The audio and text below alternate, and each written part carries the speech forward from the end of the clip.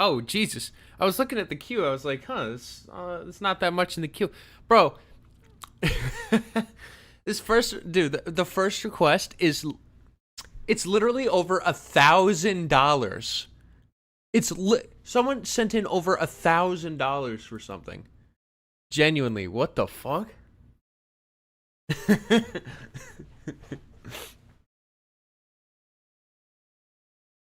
Oh my god. Yeah, holy shit. Hexo, yeah, Hexabyte. It's gonna be a fun one. I'm gonna record this. We'll see. We'll see what comes of it. Britecoin going up.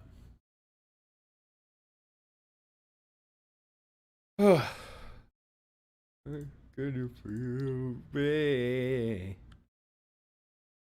I mean, I figure since like this is such a massive undertaking that maybe I should here. Oh my god. Big Baller B still balling. What's up, CDTV? Dude, someone sent in a whole thing. They sent in almost $1,100.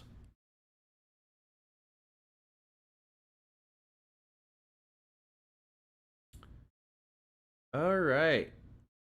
Let me take a look here. 13 pages. Oh my god. Oh my god. Holy shit. Look at this. Oh, my Streamlabs isn't working. Yo, what's up? Bro, we got a... Yo, this is fucking insane. Alright, look at this.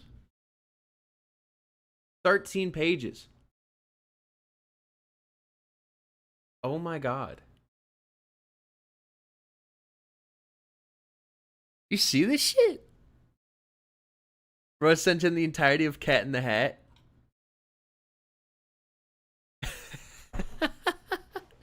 That's dedication. That is dedication. All right. Well.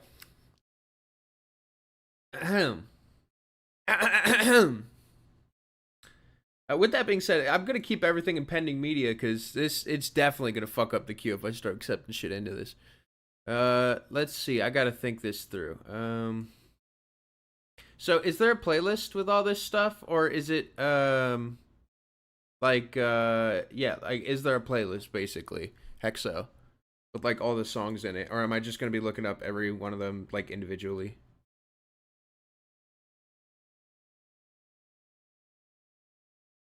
Yes, I attached the playlist in the dono. Oh, you did. Ah, I see. Okay. 50 songs. Oh shit. No, he wasn't kidding. All right. Here it is. Ladies and gentlemen, Hexabyte says it's time for the Brostep history. Today, we are going to be going through the history of Brostep, a subgenre that I was not expecting to learn about today, but I guess this is what it is, man, and I'm all for it. Hexabyte is going to guide us through the entire history of Brostep. At least, I assume it's going to be the entire history due to how long and absurd this is going to be. 13 pages in like what, like 12 point font here. I mean, yeah, this is gonna be absolutely batshit insane. So, with that being said, let me get this up and ready. I mean, damn, I want to make this look at least a little clean. You know, like figure out like a nice way to make it look, you know, legitimate. Um,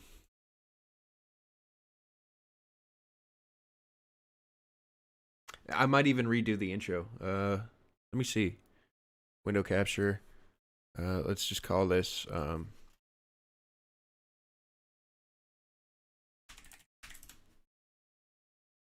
The stronger the chug, the longer the rush.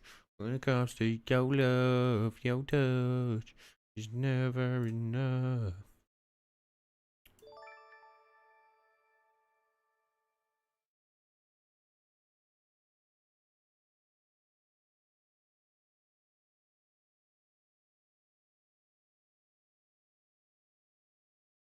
can't believe this. This is insane.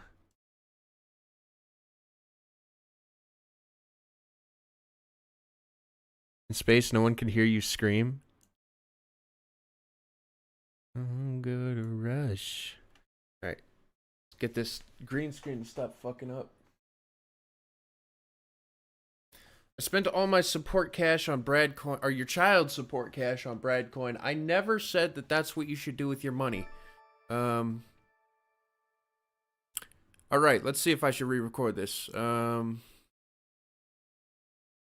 to think, what else would I need to change here?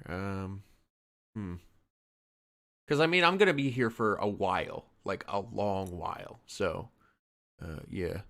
Bro, I heard you say in space no one could hear you scream, and I turned to my screen confused as fuck. Let me think. So, yeah, I'm recording this whole thing. Also, I need to make room. I only have 100 gigabytes left. And this is probably going to take up 200. Stop accepting songs? Nah. We're good. We're good. Longest Brad video ever. I'm just thinking about how I should do this, like, because there's a lot that goes into this. Ladies and gentlemen, yeah, I'm gonna re-record the intro, but I might not use this.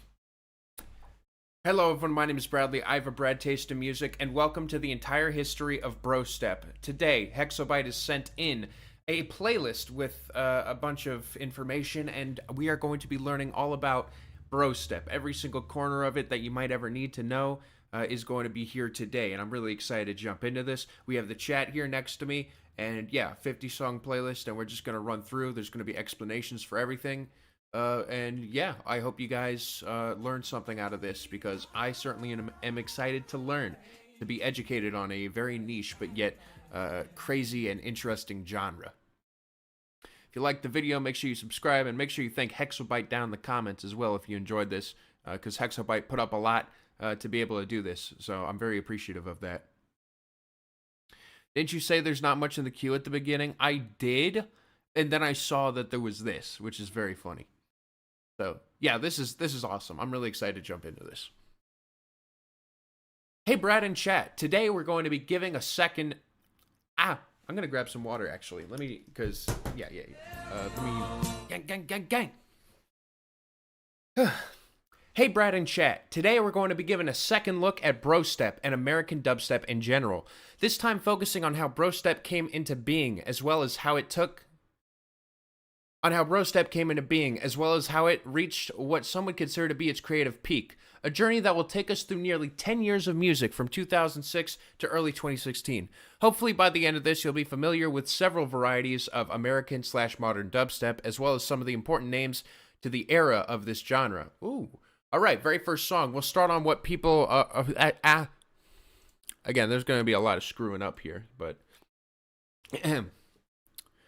We'll start on what I consider to be one of the most influential records of the UK dubstep genre, Scream's self-titled album. Now, for the most part, this is just a very typical UK dubstep project with the very laid-back beats, deep bass lines, and far more prevalent dub influences. However, a few tracks here start to give the sound a bit more intensity with a prominent synth line, which coincided with the bass line. This would go on to form the backbone for quite a bit of the American dubstep scene, as well as some more intense elements of the UK dubstep scene, moving into the late 2000s. Here's probably the most forward-thinking track on the album, Cut Off, featuring a fairly non-conventional rhythm for the genre. Alright, I'm changing the title of the stream, by the way. We're definitely changing the title of this stream.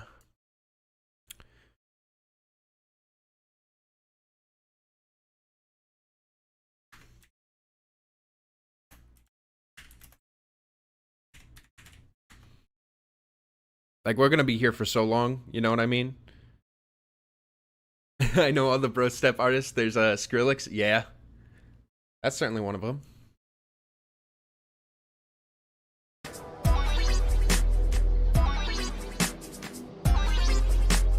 Oh, human music.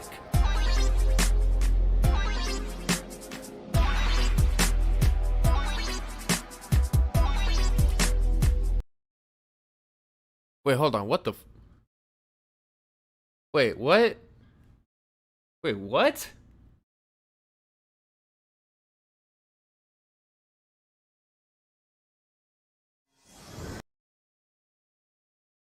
Scriggle Eagle sends in $1,500.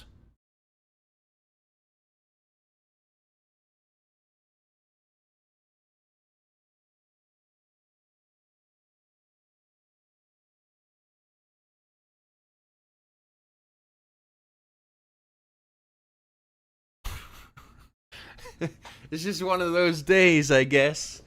What the fuck is happening? All right, the queue is almost closed in that case. I mean, we're literally going to be spending the entire time with this shit, so might as well close it. Maybe I'll be back tomorrow. Oh my god, yeah. Holy shit. The stream is going crazy. What did Skriggle send? They said that one Onision album. Is there an Onision album that's like 1,000,000 songs or something? Is that what's going on here? Like, I don't know. Like, what does that refer to?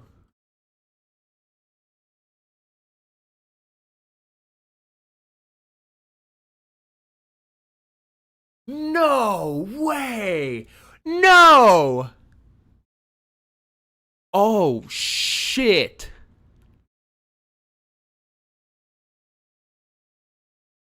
Oh my god. Wait.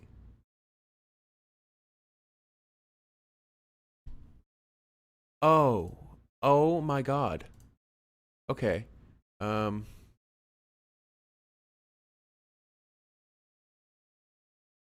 is it not showing? Oh, there we go. Oh my god.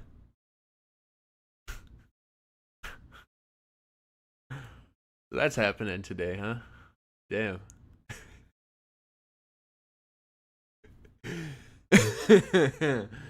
Oh my god.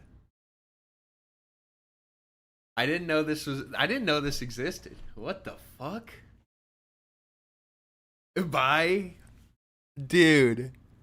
What the hell is this? Oh my god. Don't worry, by the way, Hexo. It's still, the video is gonna run smoothly. It's just I'm a little bit in shock. Do you think Skriggle listened to this album? Yeah, sure. All right, Scream with Cutoff. Let's restart that. So just for a reminder for everybody, this was basically one of the most influential records of the UK dubstep genre.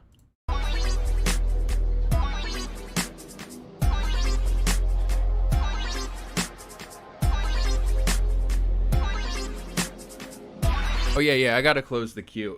I have to close the queue. It's psychotic. What the fuck? This is gonna take up all of our time. So, yeah, I might open it up again tomorrow.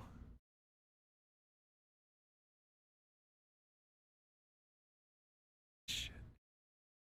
I mean, in that case, I might as well just, at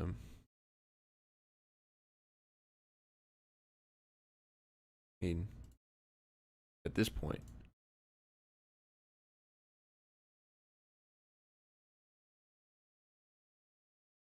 Clean it up a little bit. All right. Good thing you got your request in. Yep.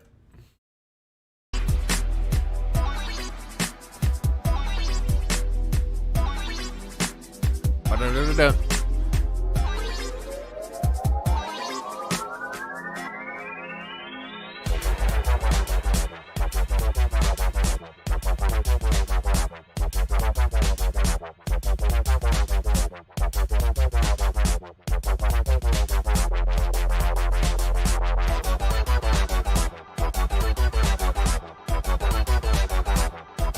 Literally space music.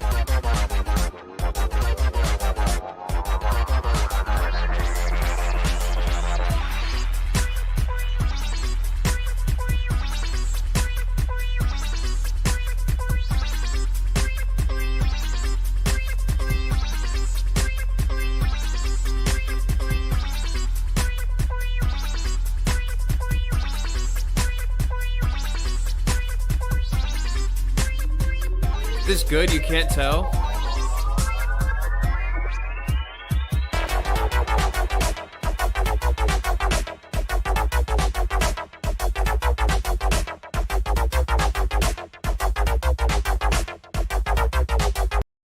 Yeah, it was interesting. It's very stripped back and minimal. I can see how this would be like somewhat of an inspiration, but also just a new addition to a genre in a way.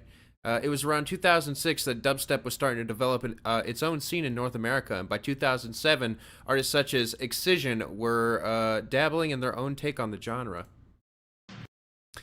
generally leaning into more growling bassline sounds. Here's Excision's first single. Warning, note the darker sound palette from the previous track as well as the more intense track. Sorry. Warning. Oh yeah, the song is called Warning. Okay. Here's Excision's first single, Warning. Note the darker sound palette from the previous track as well as a more intense sound, helping to showcase some key differences between the two scenes even in this early stage.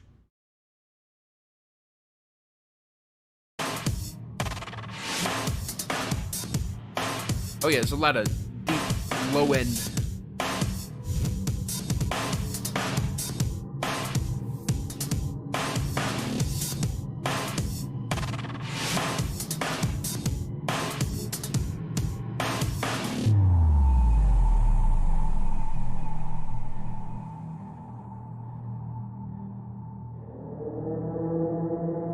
Oh, that's spooky.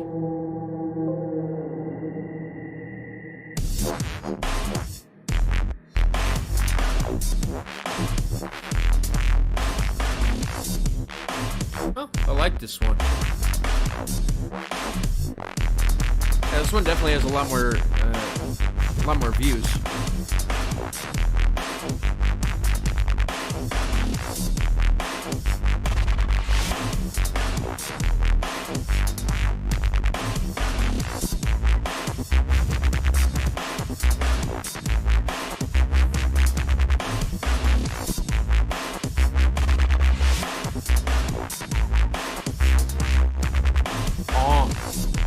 In the booth, I tell the truth, I pull up to you, bitch, I got a coupon, I got croutons, great coupon, yeah, I go on, hey,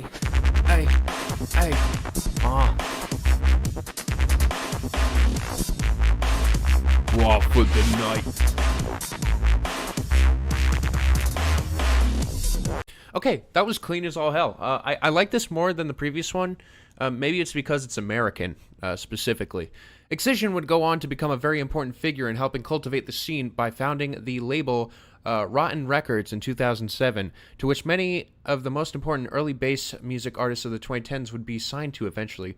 One name which would go on to be quite big was one that made his debut in 2009, Flux Pavilion. Here's one of his early tracks, Normalize.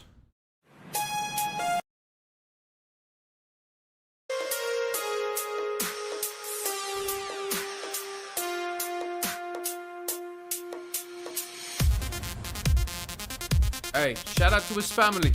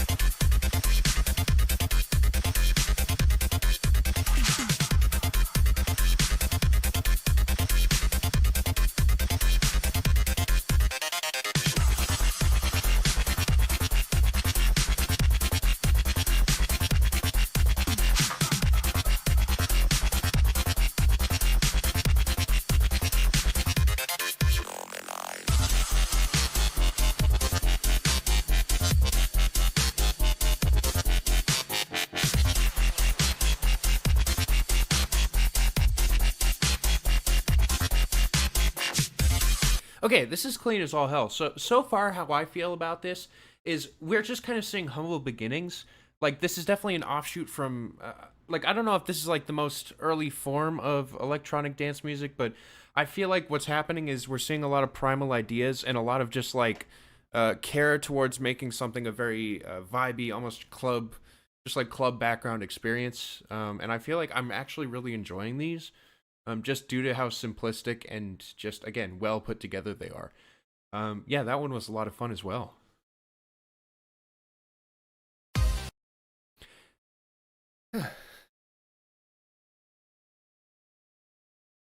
I'm trying to interrupt, but I still see Q Link in chat. Oh, thank you for letting me know. I appreciate that. I just forgot to take that down, so that's very helpful. Thank you. Continuing forward to the very start of the new decade, January 1st, 2010, we come to probably the first track on this list that quite a lot of people here will recognize. A track that fused both the UK dubstep sound and American dubstep sound into an enjoyable and fresh style. I Can't Stop by Flux Pavilion. For me personally, this is the peak of early Brostep, and I don't care how corny other people think it is. The bombast on this track, combined with the unstoppable bass, leads to an experience unlike anything else prior to it. All right. I can't stop up. Hi, Brad, as a guy who spent 15 years of my life traveling around playing this music, I'm happy you're doing this. Bro, that's awesome. Thank you for letting me know. Hey.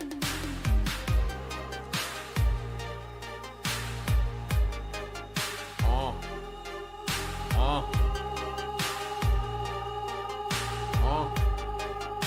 Yeah. Oh, it is that. Hey. I can't stop. This is something like the Holocaust.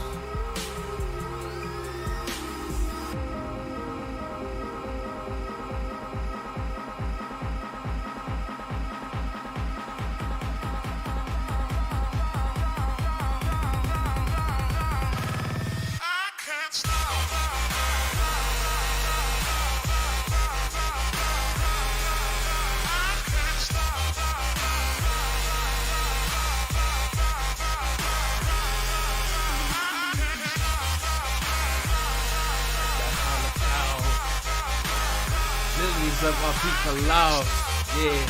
My head to the law, yeah. Till I die, I'm a fucking boss. Who gon' stop me, huh? Who gon' stop me? Hey. Who gon' stop me, huh? Who gon' stop me?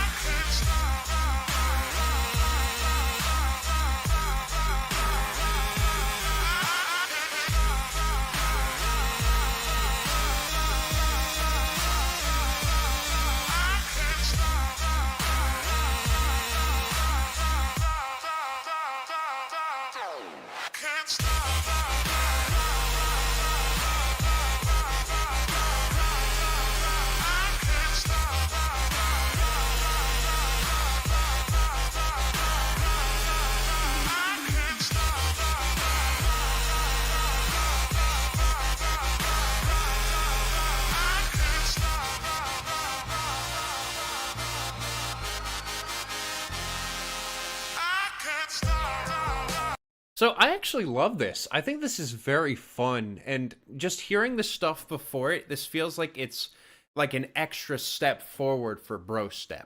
Like, it really does feel like this became big because what's happening here is actually really cool. I think the drop sounds really good. I think that the vocal sample is fantastic, and it's something that I feel like gives this whole thing a lot of personality. Yeah, I fuck with it.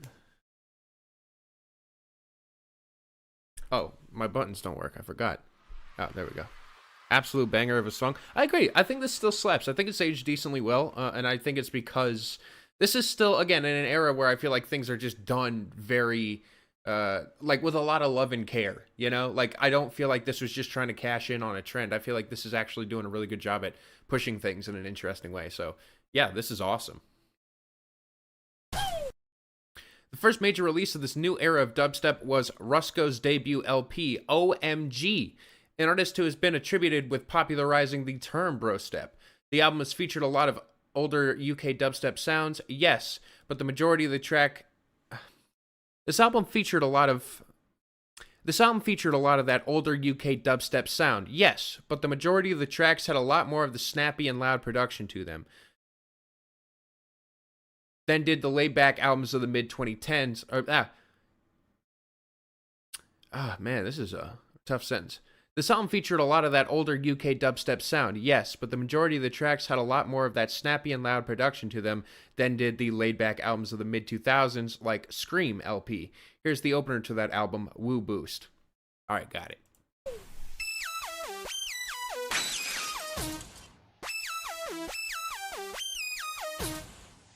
Yeah, man.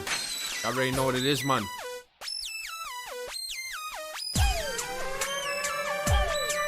Okay. Loud party crap. I saw Red Sus.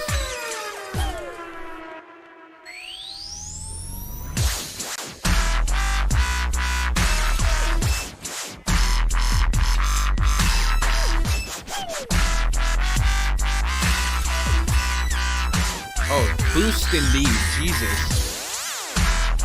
Oh my God, my ears.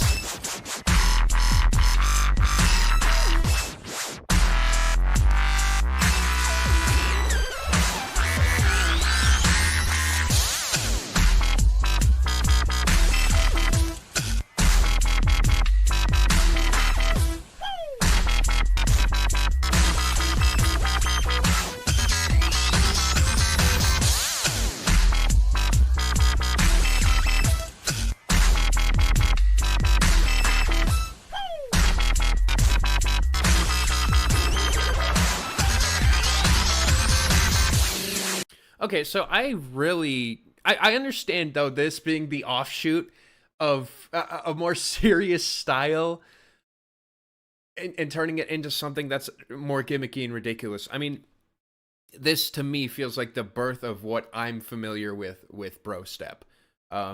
Goofy ass, irrelevant sampling thrown into it. That doesn't really necessarily add anything, but it just is distracting, and I think the bass is ass. In fact, I think this whole song is absolutely obnoxious, but still interesting regardless on seeing the development of the genre. Now, if you were paying attention to music at all in the 2010s, you absolutely know what is coming up as we move ever towards October 2010. But for now, let's turn our attention towards another artist whose real importance would become far more obvious a few years down the road. Introducing the idea that this more aggressive dubstep sound could reach beyond merely being a party banger, but also potentially a sonic journey, fusing very light elements of trance and ambient into their sound. Here is Nero's debut, Innocence, released April 2010.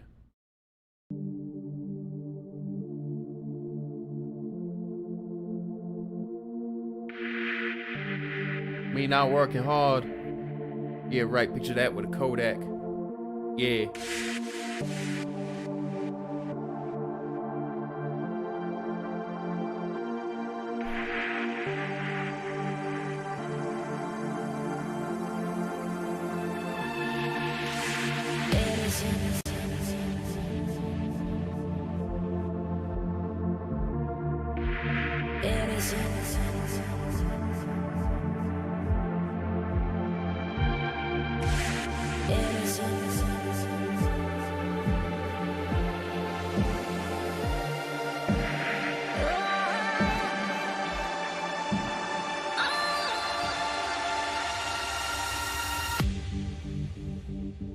Okay, it's building up. You'll never be mine. Innocent. You'll never be mine. Innocent. Right, I removed the Detroit Puss. I thought I was posting it to the main channel, but I just didn't.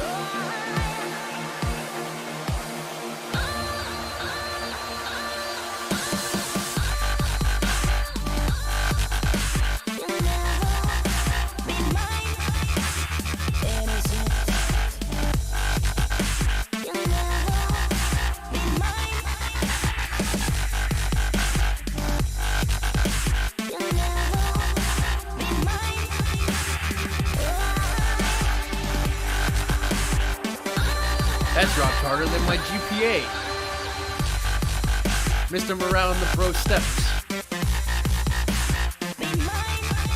Yeah, I I do not listen to Def Leppard. Yeah. Be mine.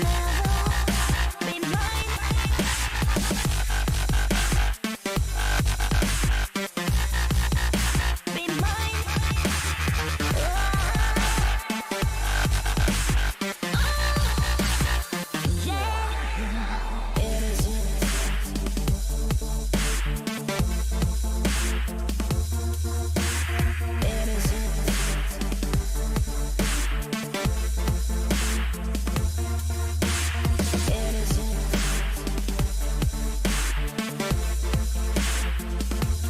How am I doing today? Actually amazing. I'm doing really good.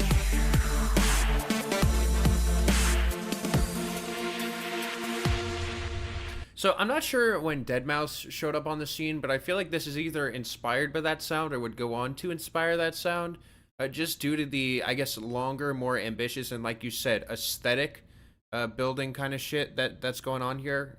Yeah, I actually like that. Sure, of course, you know, the whoop, whoop, whoop, whoop, whoop, whoop. Looking back, I mean, it definitely feels like a product of its time, but it is nice still seeing this being a, I guess it's like pushing the genre in a certain direction, and feels innovative for the time. So yeah, I kind of fuck with it. deadmau5 started, okay, yeah, so it was, yeah, I don't know anything about deadmau5, so it is probably the other way where this is kind of inspired. It's more deep house than Brostep, but there's definitely crossover. Yeah, that makes sense. All right, now let's get back to Excision. What is he up to? Well, he was continuing that heavier growling sound, sticking to the foundation he'd worked on in the 2000s. It was getting snappier and cleaner than back in those days, but it would soon become sidelined for a sound that was a lot punchier and more intense. Here's his mid-year 2010 collab with Noise Force. This one's fuck. Here is his mid-year 2010 collab with Noise Force. This one's diving a bit more into the sound of breakbeat. Nailed it. Burger Jams. Yo, thank you, Cole.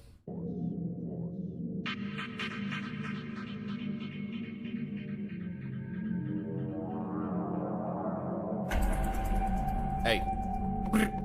Yeah.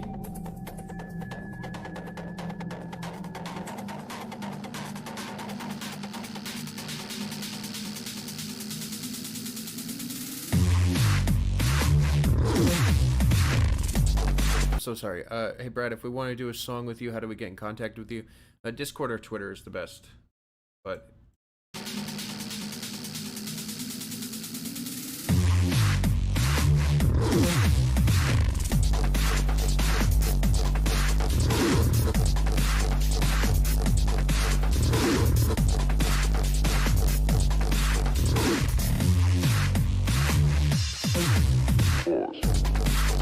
very thick. Dark aesthetic is definitely in full force for this one.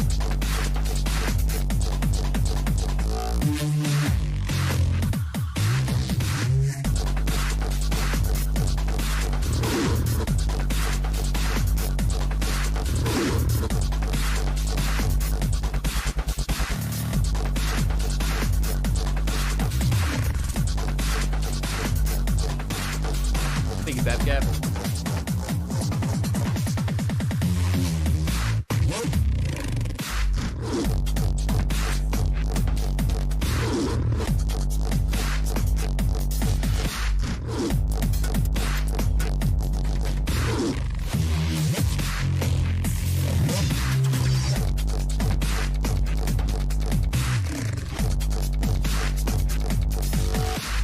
Feels like hacking music.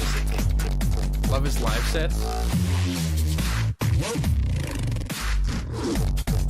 I really like what this guy's doing. I mean, I just like the really dark, overwhelming sound, especially when you have a really strong atmosphere with it. So yeah, I really mess with that. I was gonna say something. Oh yeah, Hexabyte. So far, this is fucking awesome. I mean, we are only a fraction of the way through the history, but I'm really captivated, and I feel like what you've done so far is build up a great profile of artists. I feel like you've put in so much work into this just immediately off the bat, and yeah, I'm just really excited to continue. So I just want to thank you again for this.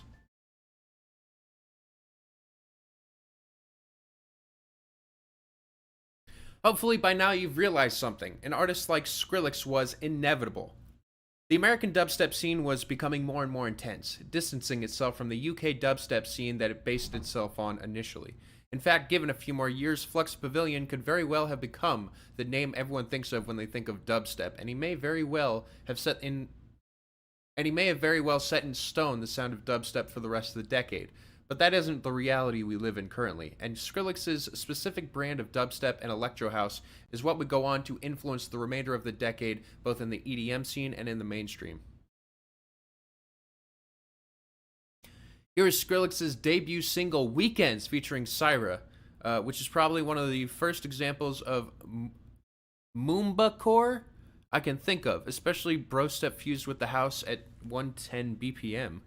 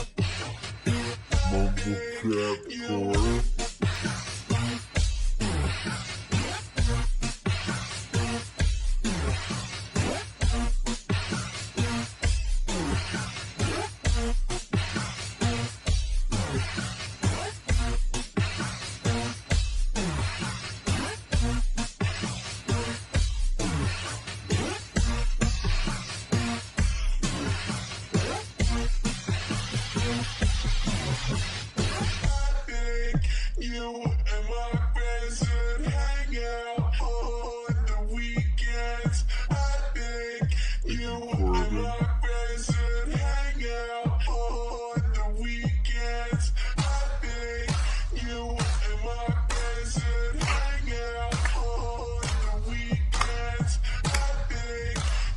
and my friends should hang out on the weekends. I think you and my friends should happy.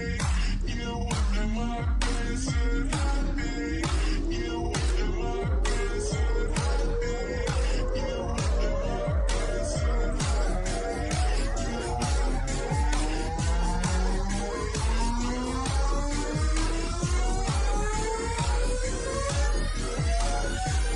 think you and my friends should hang out on the weekend.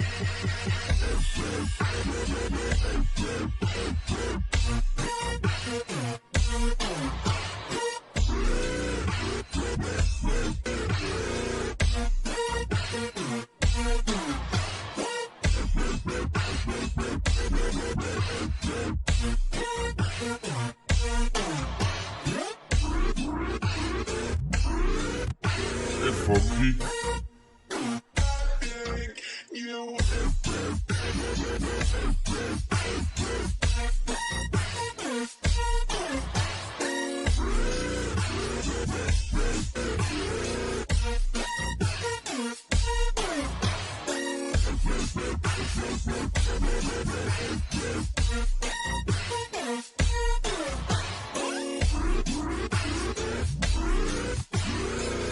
think you and my friends should happy. You and my friends should hang out on the weekend. I think you and my friends should hang out on the weekend. I think you and my friends should hang out on the weekend. I think you and my friends should hang out on the weekend. I feel like Skrillex has such a distinct sound early on, and it's really interesting to hear like what happened previously, because this actually feels like, to me, a significant jump where it is just like very in your face, but the sounds work and the combination to make it feel like it moves kind of like a house song is extremely welcome. And I feel like it does actually make it feel more accessible. Yeah, that was actually really good. Of course, this isn't really Of course, this wasn't what really shook up the scene, but it still got heads turning. And come the release of Scary Monsters and Nice Sprites, a tiger had been set loose in the dubstep scene. Note the far dirtier and louder production compared to its contemporaries, the vocal chops that would go on to be used to a great extent in the years to come, and most importantly, an almost complete departure from the UK dubstep scene that birthed it.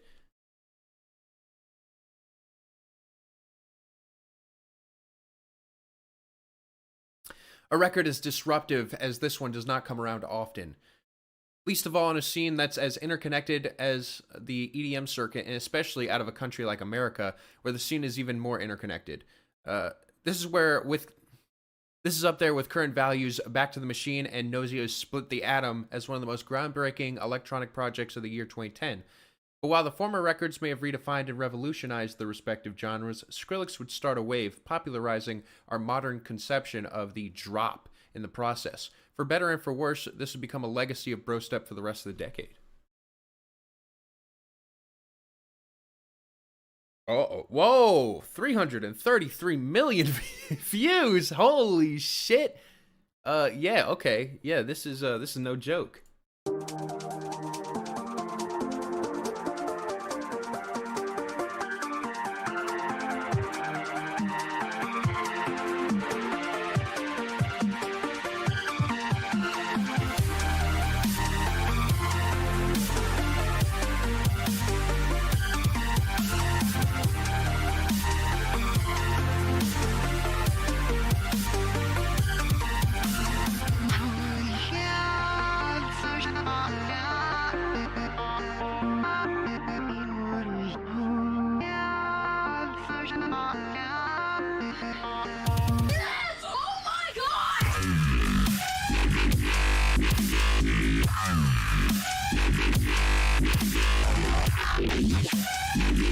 Oh my god.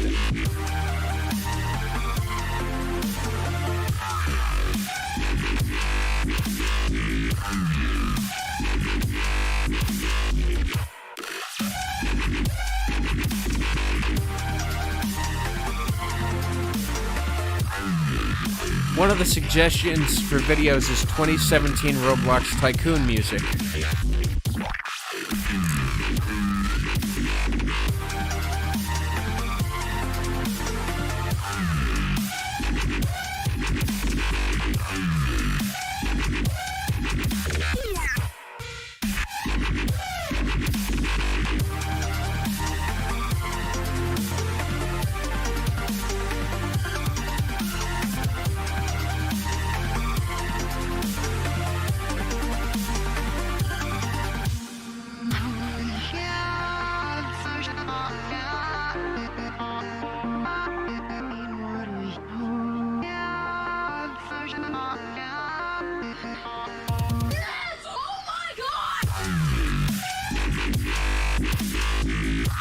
I've not heard the MIDI version of this song.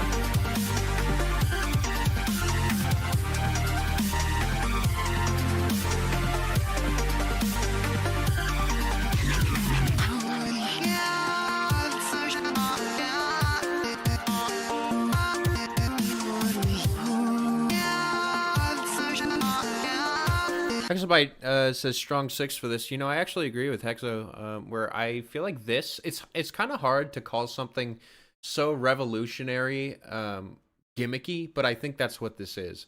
I appreciated the previous song actually a lot more than this, as I feel like this one just sort of dives its head into just ridiculous bullshit.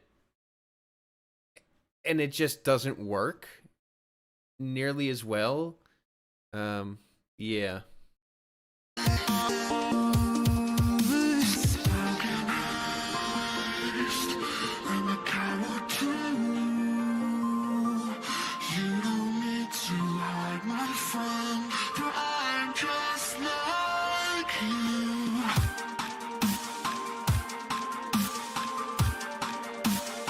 Hitting his old stuff and then hearing him collaborate with Hikaru.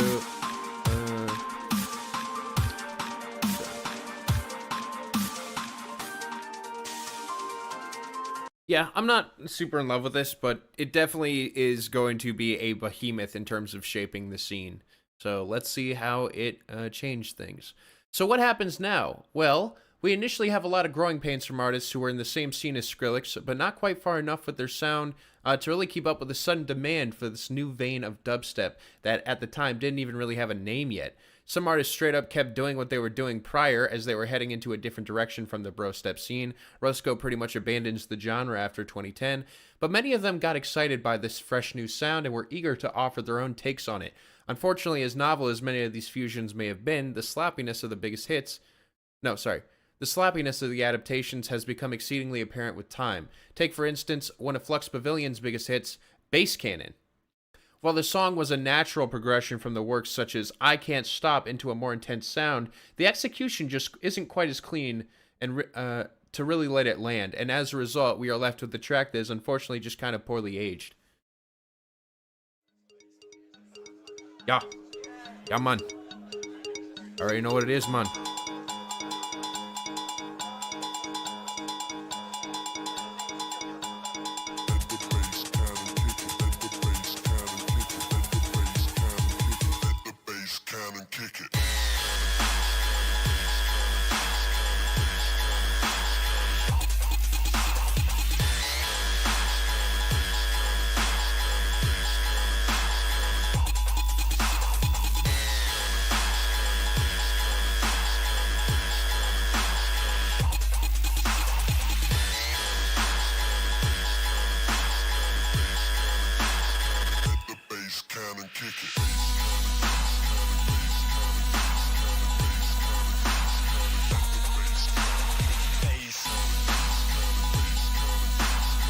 Oh, wow. That's really annoying.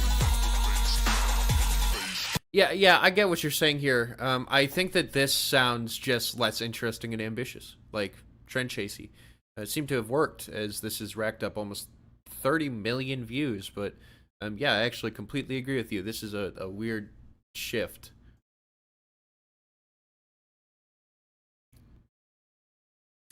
While there were growing pains with Brostep, another genre was about to make a real splash off the coattails of acts like Nero and Guido, an artist we won't be mentioning as he is primarily a UK dubstep producer, but still very influential to the modern meldub scene, who had been developing a more melodic approach to dubstep. Probably one of the first to really nail down the melodic sound in the modern style besides these two was Xylent. Choose Me Too would go on to be influential for artists like Dabin, Virtual Riot, and Elenium.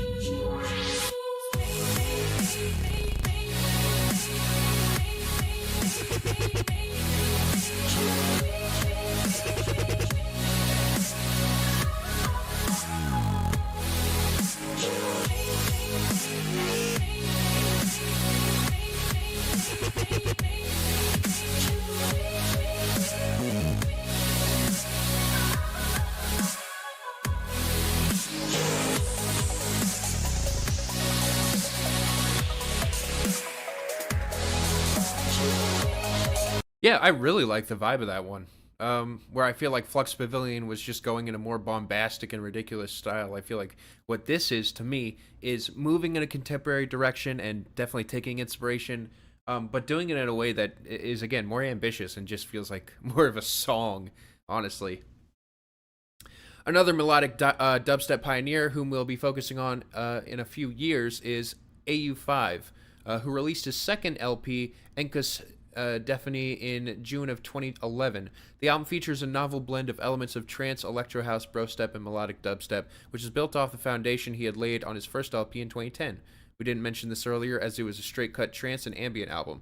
Here's the track, The Reason, which demonstrates this fusion pretty well. Hey.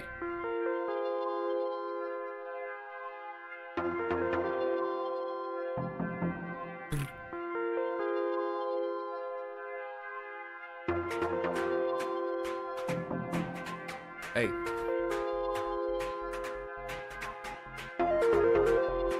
Oh. Hey. Oh.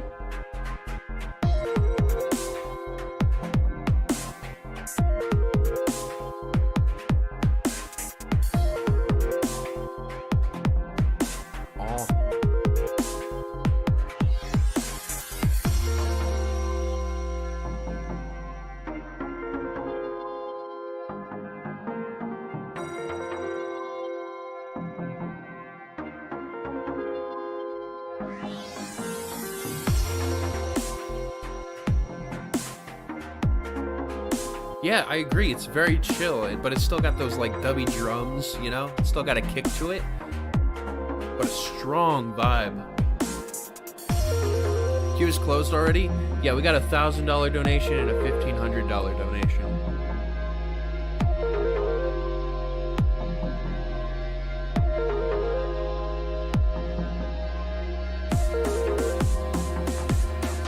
Yeah.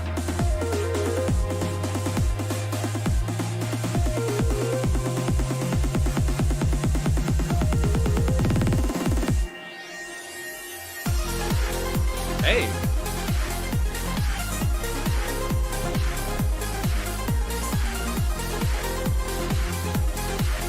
Okay.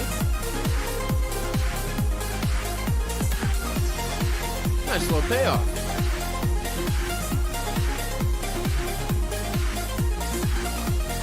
Shower, champagne shower, go on for hours. Yeah, this drop hits like the twin. Hey. Yeah.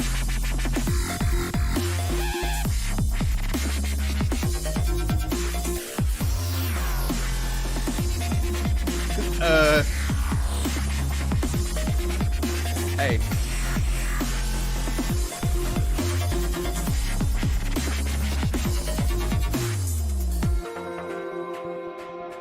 Dude, that shit was so clean. That might be, I mean, it's definitely one of my favorites so far.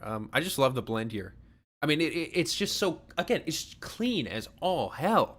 I mean, the atmosphere is wonderful. The drop is really pleasant. Yeah, this is awesome. Now, this is the point we need to bring up the obvious big track of the year. The masterclass on how to do brostep and moombacore right. Slick production and a mix, a really easy beat to headbang to, and some damn catchy hooks. Also, it's arguably Skrillex's best track to this day. I also really fuck with this one. I liked this one a lot as a kid, actually. Shout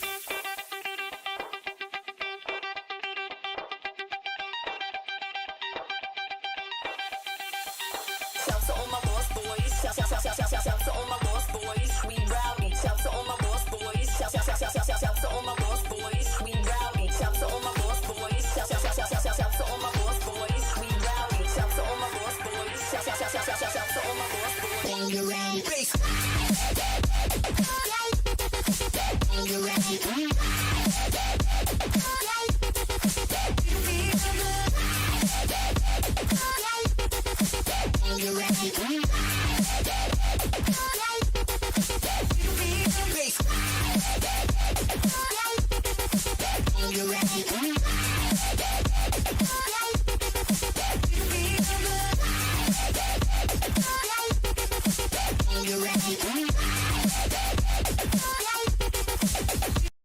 So yeah, I mean, I really like Bangarang. I think that it's just really well balanced. Like, everything is just clean. I like the bang going into the bum, bum, bum. Like, everything just has a great push and pull.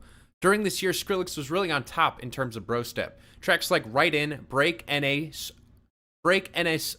Breaking a Sweat, and the remix of Benny Benassi's Cinema have all held up fairly decently. That's not to say all his output this year held up fantastically well, but it should be noted that for the time, there were a few artists that could stand toe-to-toe with... But it should be noted that for the time, there were few artists that could stand toe-to-toe with him in the genre. This would be the point where I say, let's check back on... This would be the point where I say, let's check back in with Excision to see how he's doing, but I think I'll say that if you're truly curious, go take a listen to the first track off of X-Rated, his debut LP. That should give you a good idea.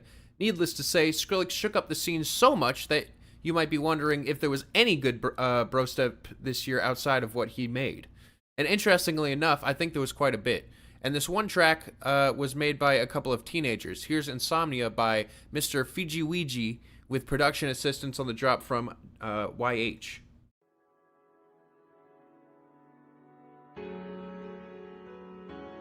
Excision fell off. Yeah, a lot of people ask me stupid fucking questions. Gangsta Grizzle. DJ Khaled.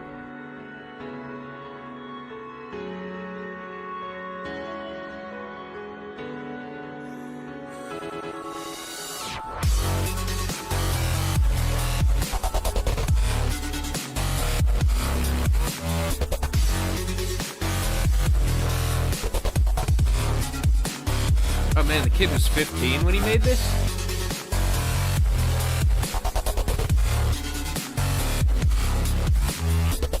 There's a lot of sidechain.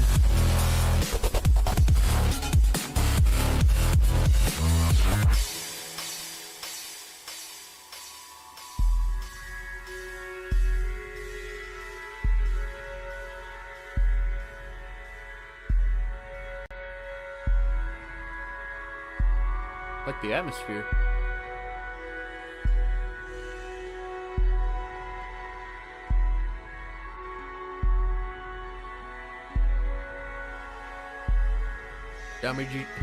Geometry Dash new level dropped.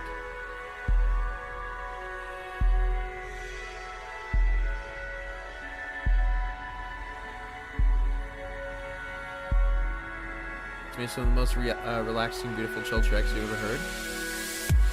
Good that he's I'm proud that he's continued, at least, I guess.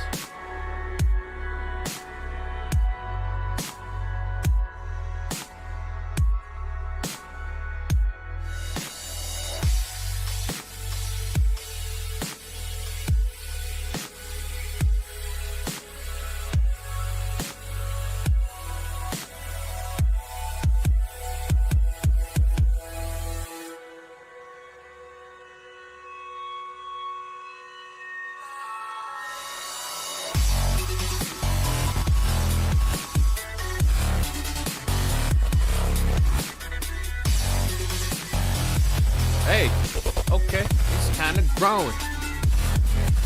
Yeah.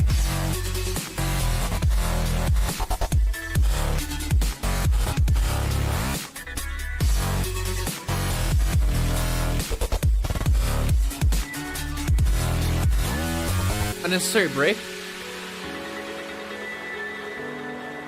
I thought that break in the middle was everything. I thought it's actually what made me like this song. As I feel like what it was doing before was just very blown out. But it taking a step back, I think actually allowed it to, I don't know, just move in a really interesting way. Yeah, I liked it. Not perfect, but I like the ideas. I'd also be remiss in not mentioning the other artist who succeeded at keeping up with Skrillex at the time, Zomboy. I unfortunately won't have much time to talk about him outside of this, but here is Game Time off his debut EP of the same name. Yeah. Yeah.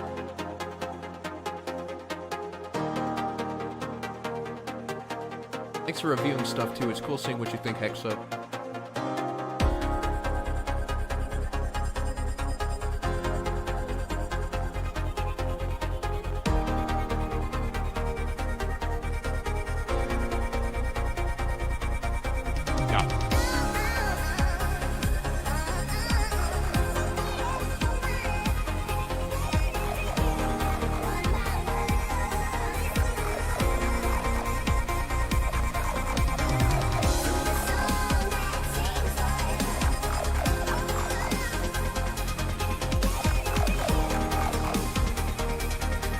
Roblox Tycoon.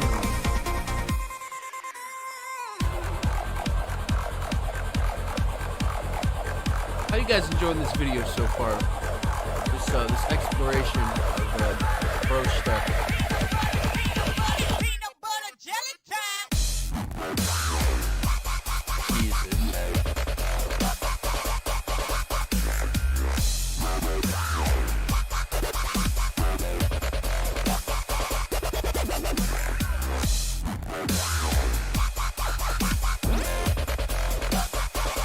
The camp is real.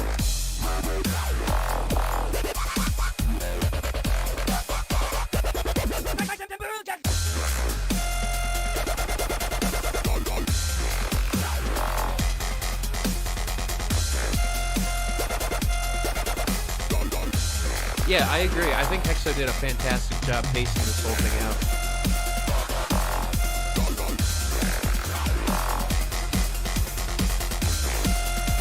I'm buying. I mean, ugh.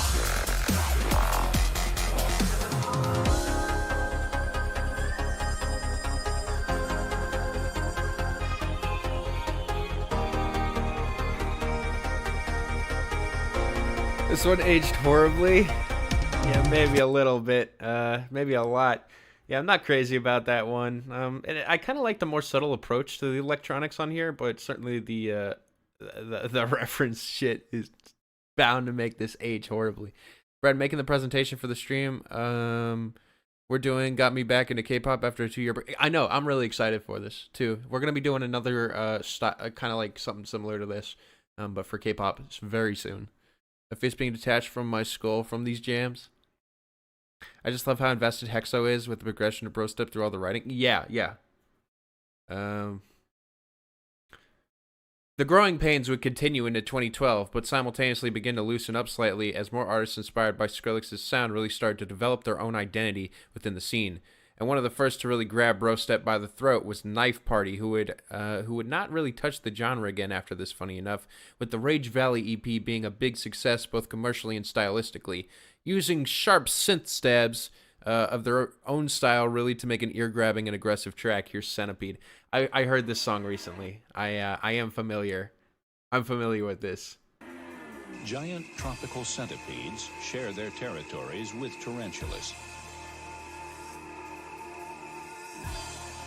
This is the Despite huge its W impressive track. length, it's a nimble navigator, and some can be highly venomous.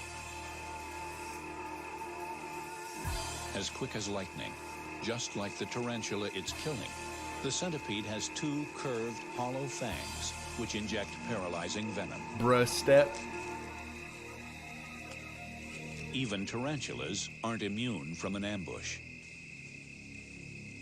This intro This goes hard centipede though. is a predator.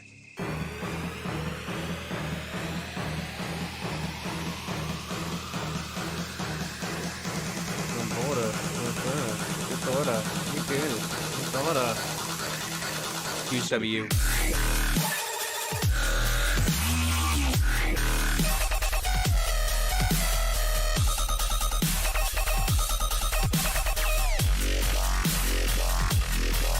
Centipede. Fun.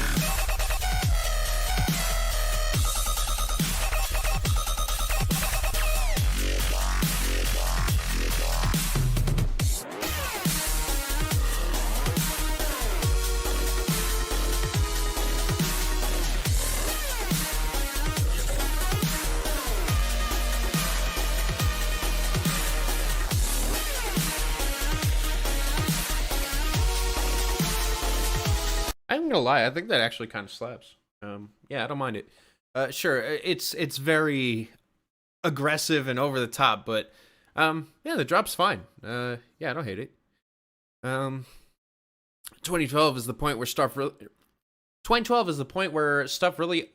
2012 is also the point where stuff gets really confusing regarding genres. So from this point onwards, I'm going to do my best to only focus on the most essential of essential in my mind until we reach 2014.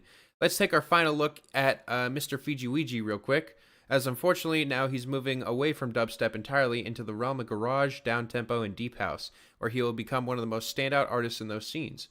Here's the lead single off his Keepin' It Surreal EP, which he released when he was just 16. This falls into the subgenre of liquid dubstep for the record, not really derived from Brostep at all, but it shows him moving away from that debut release.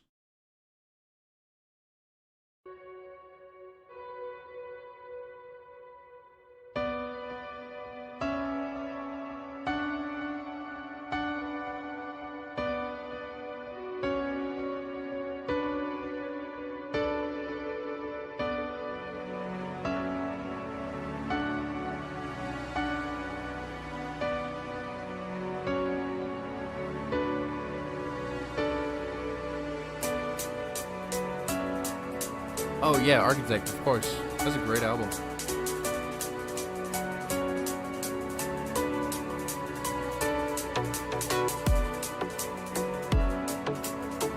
I have a video in the vault with Path.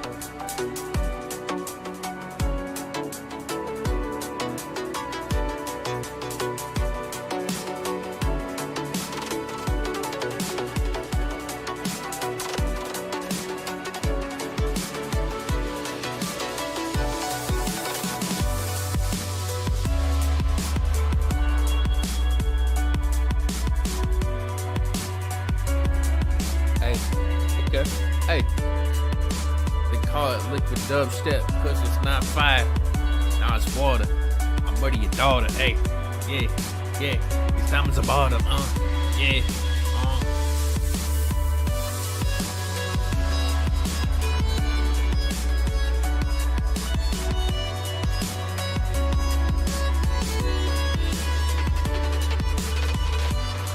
Lack of a drop is refreshing. Yeah, the atmosphere is strong.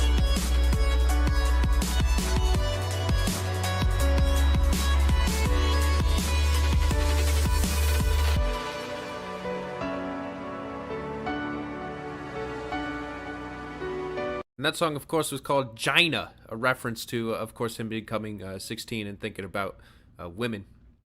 Let's turn our attention to the first Brostep supergroup, kinda, Destroyed, consisting of Excision, Downlink, and the newer comer Spaceashes. His importance to the scene beyond 2016 is something which goes beyond the scope of which I'm covering. Here's the initial single that introduced the scene to this project in late 2012. It starts with spoken word. It's cheesy, it's dated, and I honestly hate everything but the drop, but it goes hard. Excuse me, Brad, I think you went off script. I don't think so.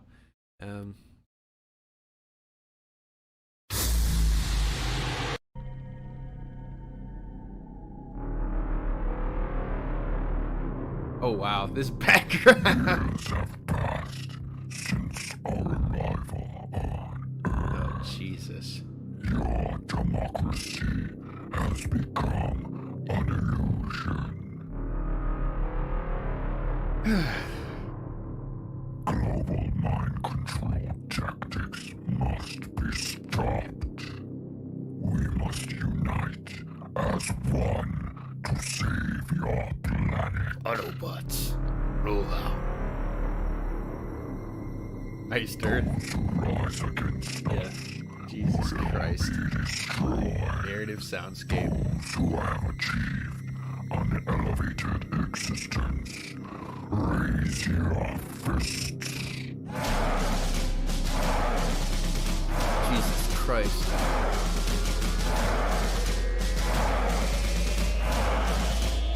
This was a common trend back in the day. Raise your fist now. Good. Raise your fist.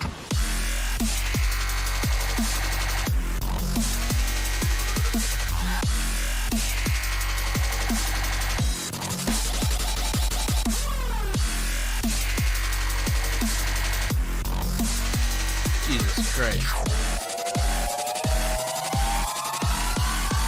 Raise your fist.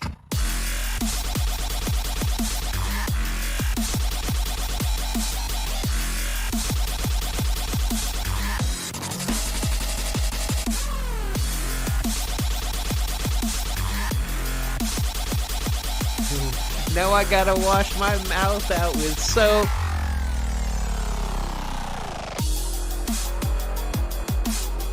The shows go hard because of these intros. Yeah, it probably does work better live. Certainly sucks ass in this context. Ugh, yeah, so,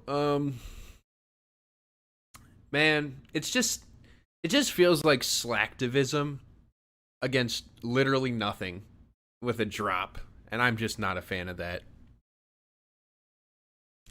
Checking back in with AU5 at this point, his sound is becoming a lot more distinctive, and by the release of Iconoclast, it was just a stone's throw away from the sonic palette that he would be known for this from this day to this day.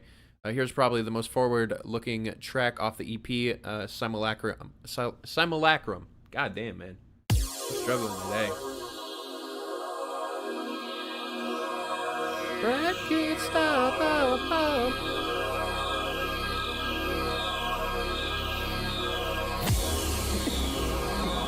Black dresses are garbage. It's a bad take.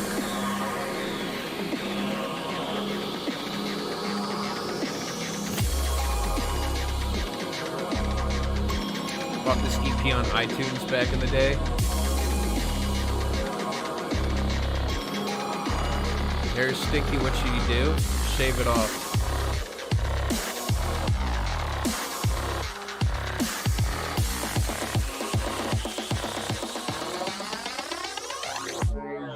Huge W.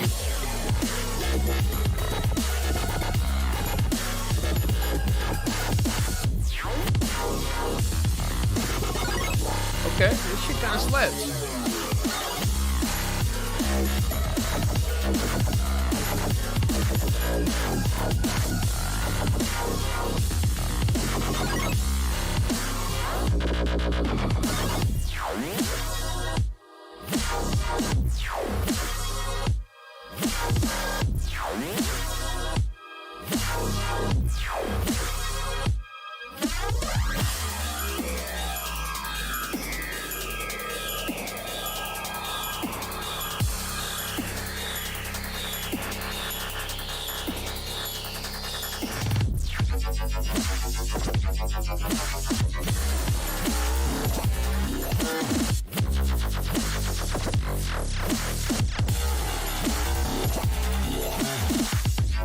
It feels like a wild ride. I like it.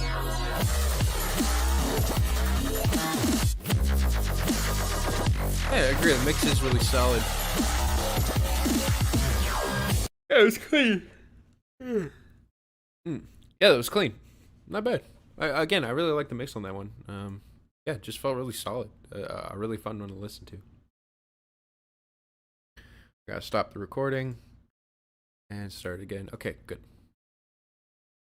Let's quickly focus our attention onto the Pegboard Nerds. The duo was releasing some of the cleanest and catchiest Brostep of the time. While Disconnected was probably their biggest single from this year and the biggest song period, their biggest song period, it is more electro house than Brostep, and so it'll be excluded from our discussion. I could very easily just include Self-Destruct here and be done with it, but I think I'll include a bit of both it and Pressure Cooker instead.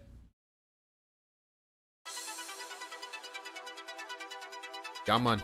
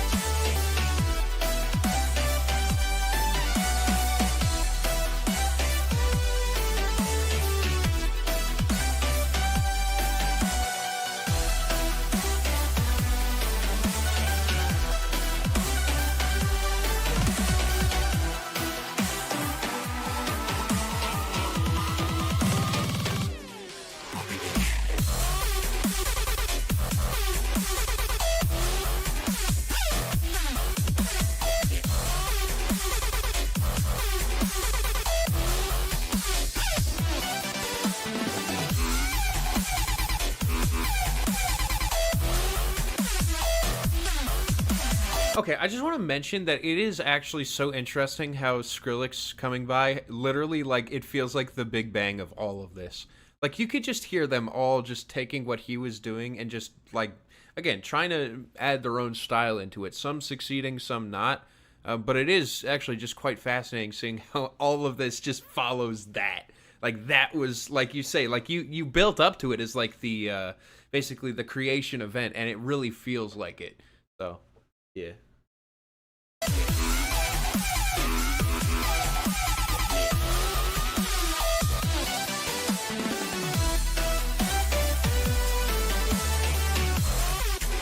Skrillex ruined dubstep. I think it was a neutral thing.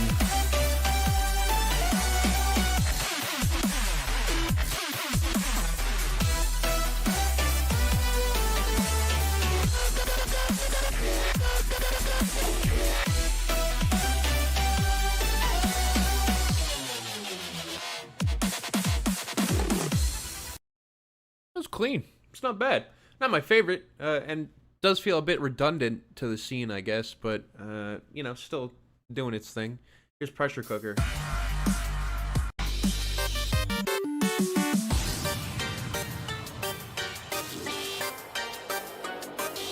I'm kicking the flow, don't you know, Bobby Joe? Listen up, sister. Pull up on the trigger, dance.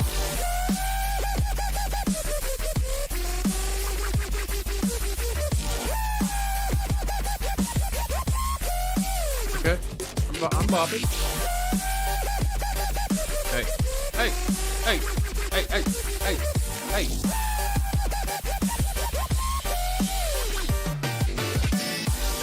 Big baller B on the feature. Yeah, I'm a killer teacher. Yeah, then be a preacher and tell them not to do no violence in the school. It's not cool. Yeah.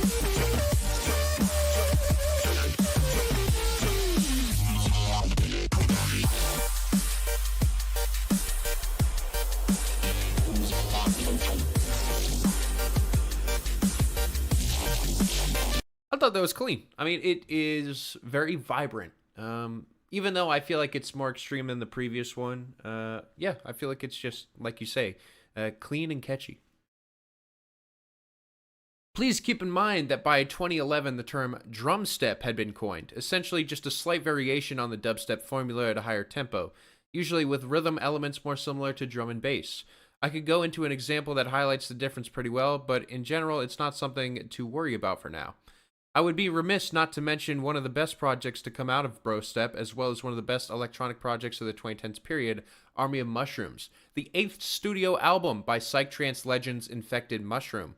I saw them depart from their normal trance and IDM fare to infuse electro house and Brostep with it. The result was an album that I frankly think is their best project, and one of the most underrated LPs of the 2010s.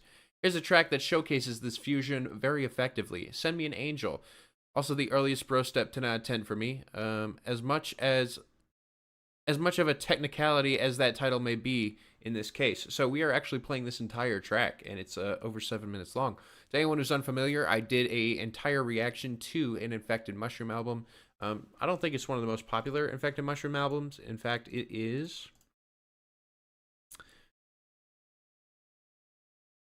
It's the album BP Empire, but if anyone wants to see that reaction, just let me know down below.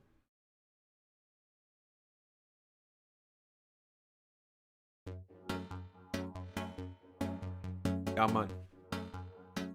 Damn, they got Hebrew and English, the two languages.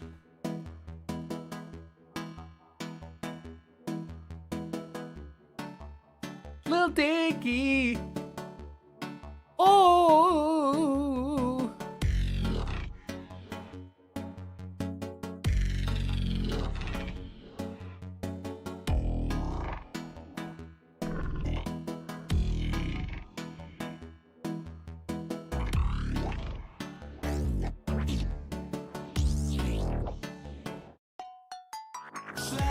לי מלאך שיקח אותי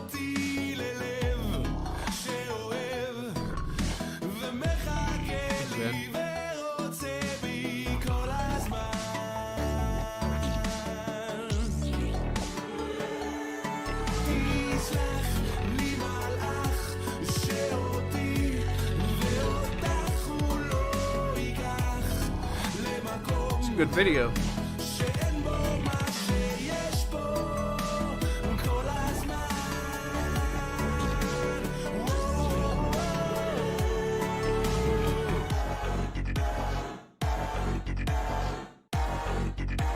Did I escape the Hive Mind Studios obby?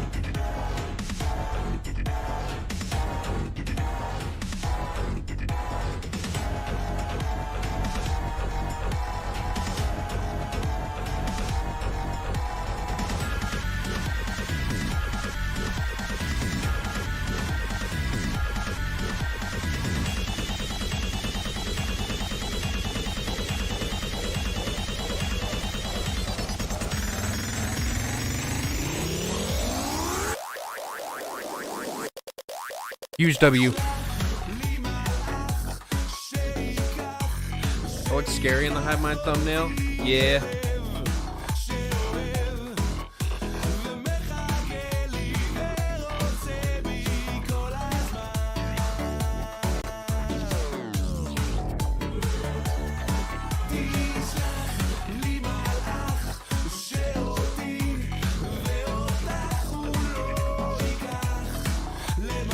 I kind of get it.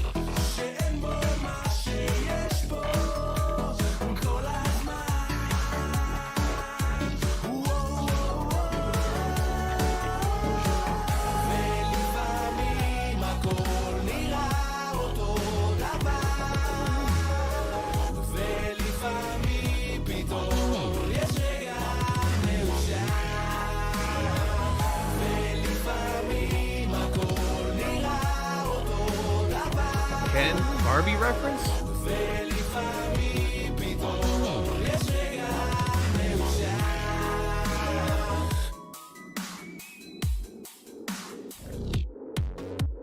I filmed 3 videos with Hive Mind.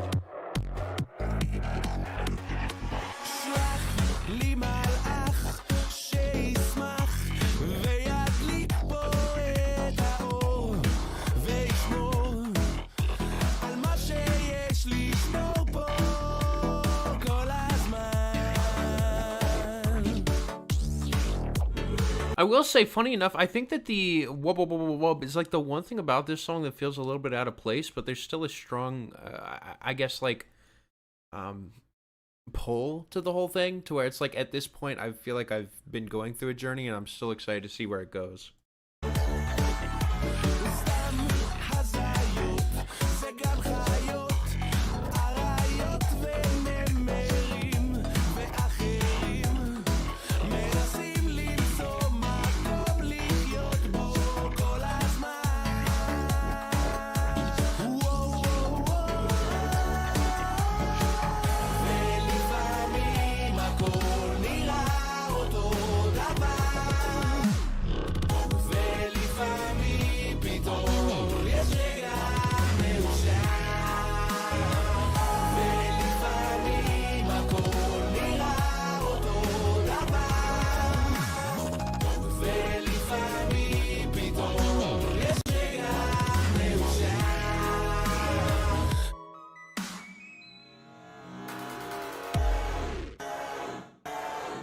Oh shit. Oh, hello?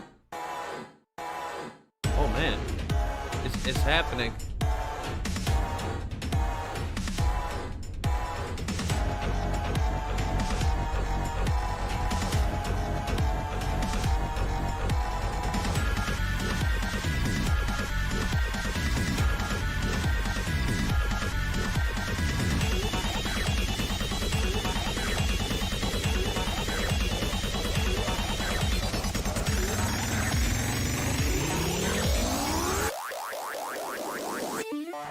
Huge W.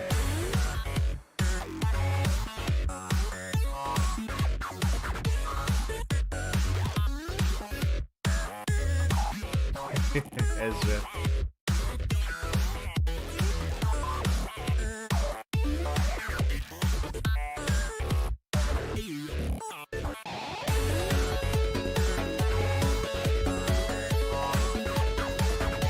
Oh, that's nice.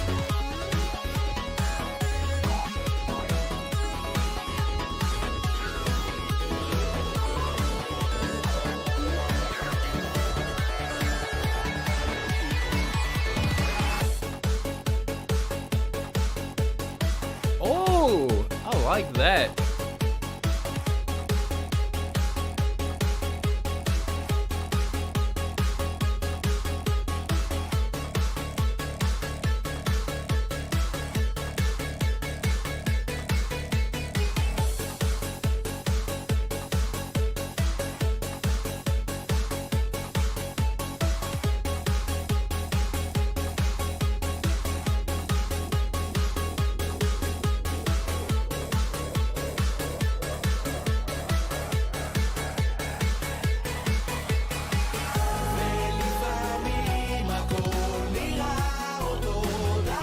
Pretty abrupt ending there.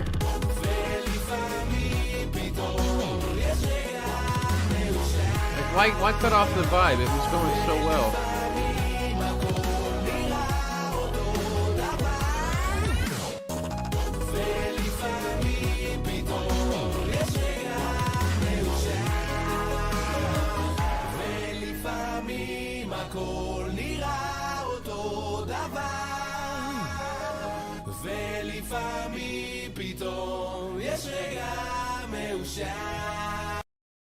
I think it has some really good moments in it.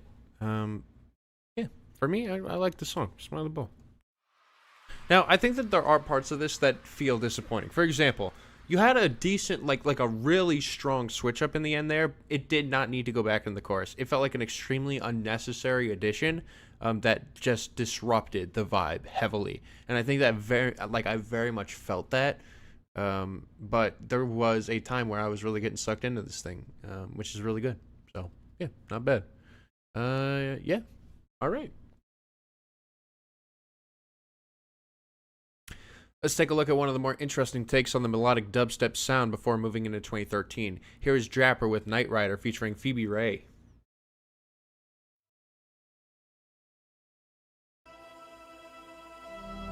There's something building in the air. I can feel it. Red Sauce now is probably not the time for that. It's pressing down on me. It's probably a good thing to ask in the Discord. Oh, can you feel it? And I'm surrounded everywhere. I can feel it. I can feel it. It's creeping up on me, but what I just can't see. Or say you feel it. I'm falling into this unknown. Can you feel it? Can you feel it? There's nothing I can do but to give them to the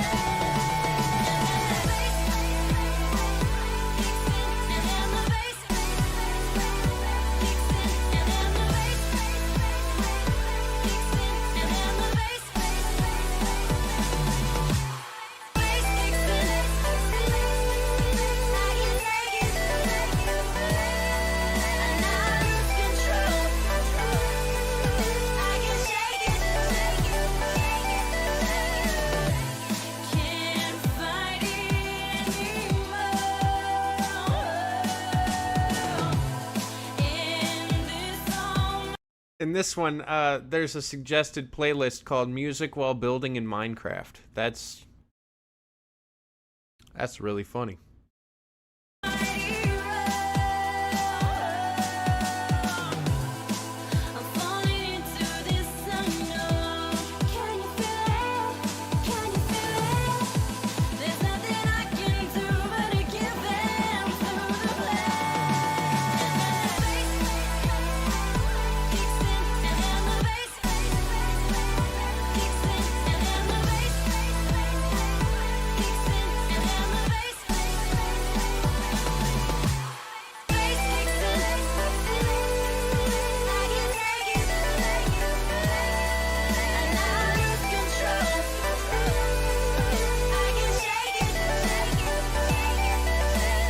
It kind of feels like throughout this era is the peak of dubstep. It feels like the peak of popularity. I remember in 2012 this kind of being the shit. And it feels like at this time there was just a ton of artists kind of capitalizing on a lot of popular ideas of this. And to me, I feel like even though this is a decent song, I just don't really see what makes it stand out from a lot of the other pieces here. And so we get to 2013, where the real diversification of dubstep starts happening. I'll be honest, there's so much we can get in touch with here, but I'm going to further focus on the melodic dubstep sound for now. Introducing a name that will come back in a real way by the end of this, Tut Tut Child. He had been releasing some pretty energetic and fun Moombacore and drum step through 2012. Give a quick glance to Dragon Pirates if you want some reference. With only 2 real deviations into more melodic sounds in his debut EP. We're All Mad Here, which is the EP name. At this point, his style was pretty much still in the realm of ridiculous rather than serious, but with the track Hummingbird featuring the vocals of Augustus Ghost, he managed to make a pretty big step towards a far more serious sound. Again, taking aspects that were laid out by Nero and other melodic dubstep acts, but adding in this crescendoing bass that feels larger and more uplifting. How far are we? Almost halfway done with the playlist.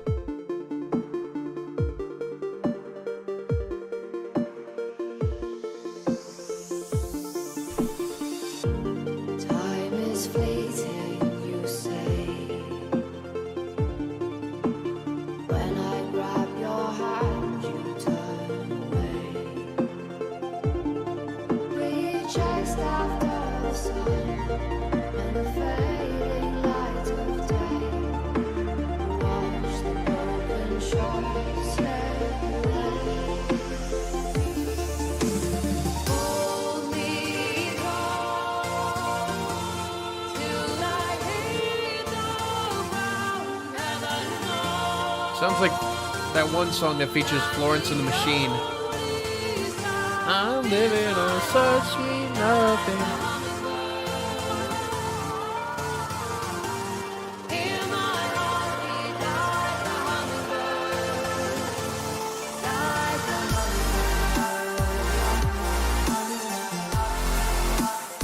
hummingbird. Okay, this kind of slaps.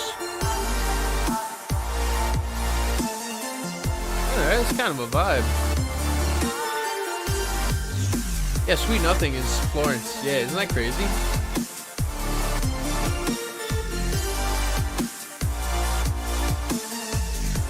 Dude, this shit kind of go hard, bro. Yeah, it's very full. Till I hear the ground heaven knows that the only sound is my heart beat like a hummingbird. In my heart beat like a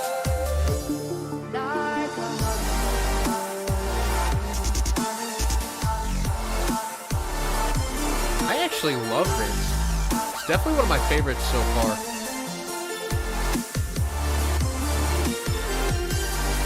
I agree, this aged very well.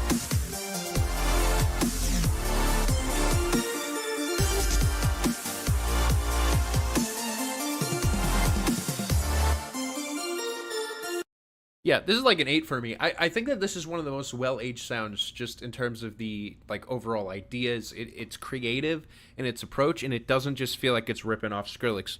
It actually feels like it's a very interesting take on dubstep, actually. Yeah, I thought that was actually fantastic. A really, really good song. In May, Destroy drops their album, The Invasion. As it turns out, there are quite a few additional collaborators on the album besides just the core 3. Here's one of my personal favorites, with Ajapai as a feature collaborator. This was, of course, yeah, the, oh god, yeah, Destroyed. Yeah, oh my god. It's gonna be an interesting one.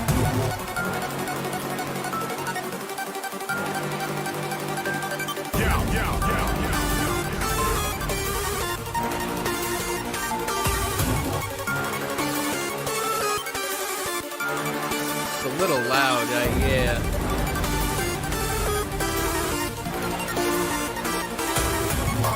So there's a lot of dislikes for some reason.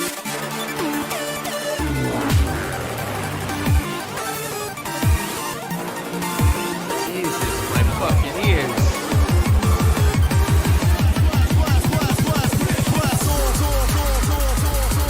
Alright, here's the pre-drop.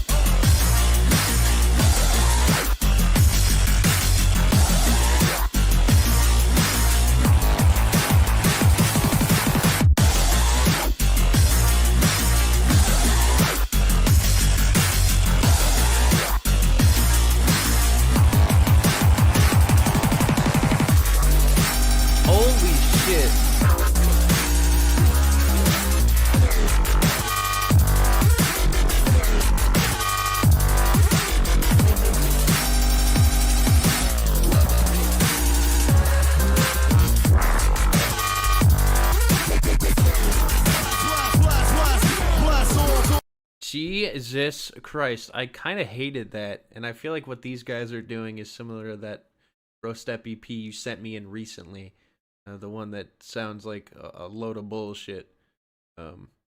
Next up, let's go to something that doesn't sound terribly dated with a Neurostep track. This takes cues from a rapidly bubbling up genre that one current value album that I mentioned had redefined, Neurofunk. This style leans into a very bass-heavy sound with sparse high instrumentation and unconventional rhythms. Here's Scorpion Pit by Protostar, which is probably the most obvious track in this style that I'm aware of.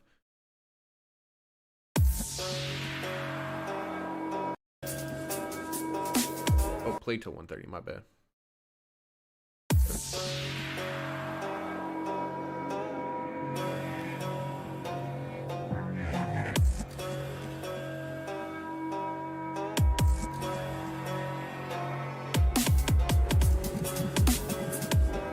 It's 110 BPM. Yeah. It's explicitly said. I wake up the dead with my dubstep and my dreads. Your girl giving me the head. Hey. Hey.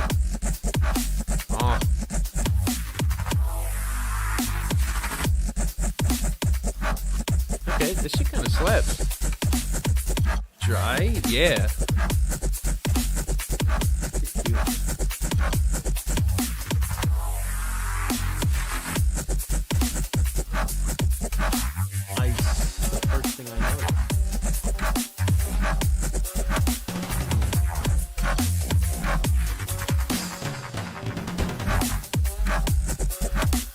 It's fun. Claims to us missing something. I mean, it's pretty low key, but I don't think it's missing anything.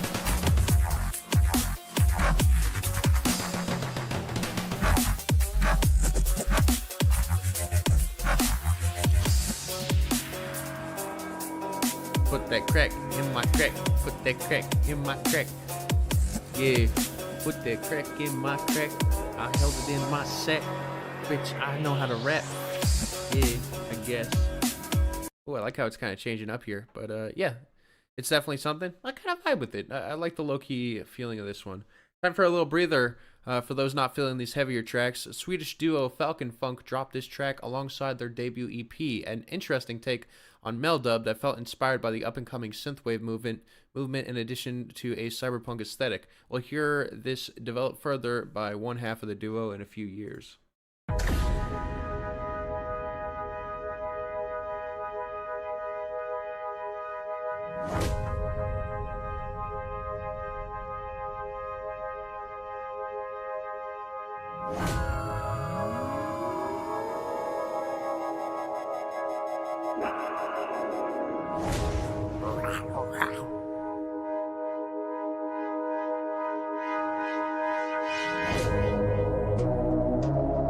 Yeah, man. You already know what it is, man.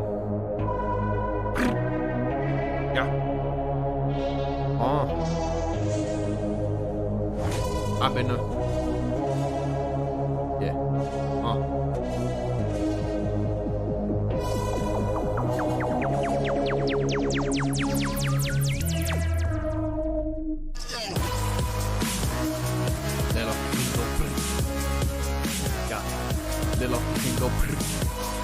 Yeah, soundboard's been dead. Literally broken, like doing the dubstep.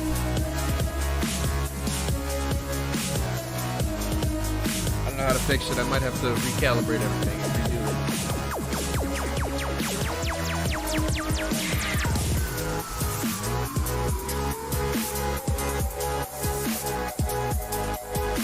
Need it back ASAP. I feel like we've actually been listening to the music without it, you know?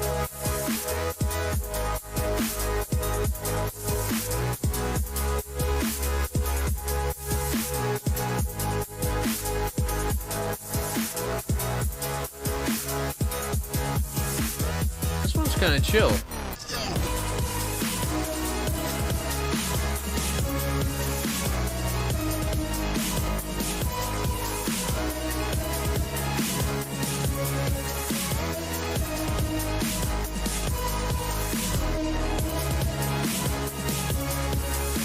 Yeah, I want to figure out how to fix it, but it's kind of hard. Me, I'm driving in the dark. I cannot push the start. I gotta fart. Yeah. I buy a la carte. Yeah. I buy it all. Yeah. My bank account is very small. Yeah.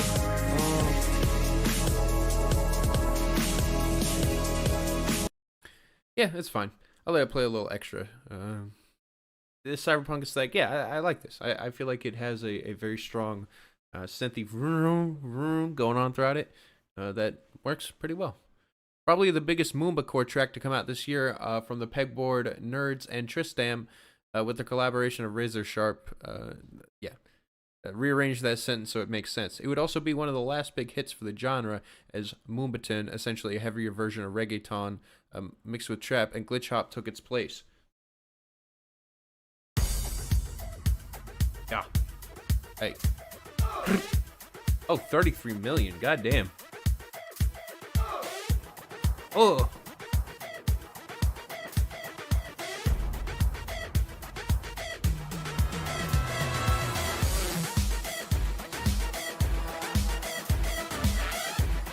Okay.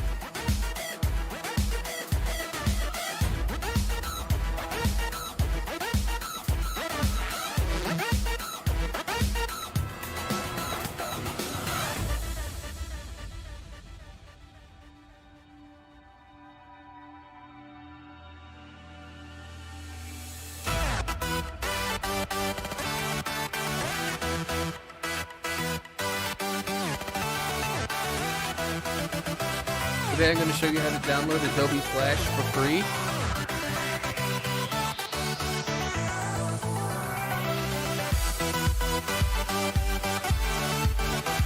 Okay, this one straight up is YouTuber outro music.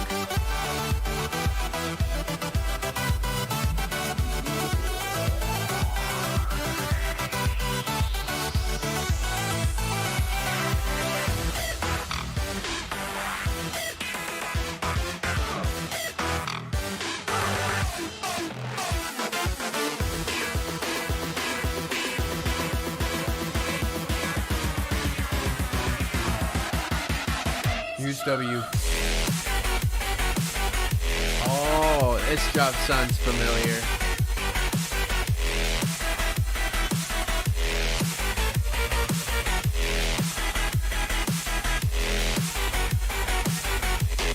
Make sure you like and subscribe.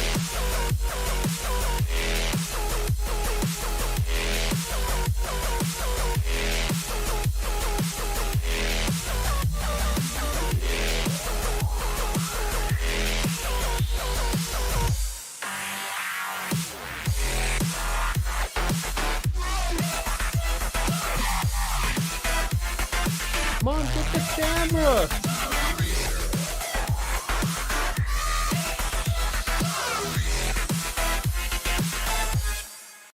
Okay, Razor Sharp is fun. Yeah, I mean, it has its moments where I think it just is so, like, cliche at this point that it almost is just aged bad just due to the context in which it's so prominently used, but I don't think the song itself is terrible. Not sure if you remember me mentioning, not sure if you remember my mentioning of Death Step back when I sent in my first playlist, but allow me to correct myself. What I sent in was Metal Step, not Death Step. Death Step is a genre which is defined mainly by a distinctive, sustained, snarling bass line, generally a much slower pace and a darker, more reserved sound palette than the typical Brostep fare, more akin to industrial music.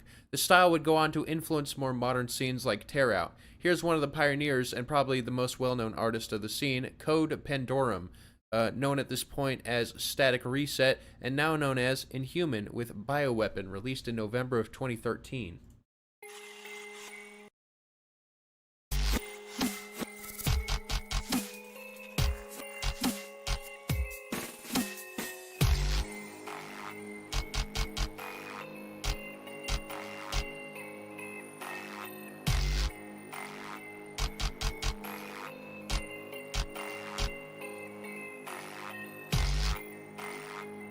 You have a song released on this guy's label?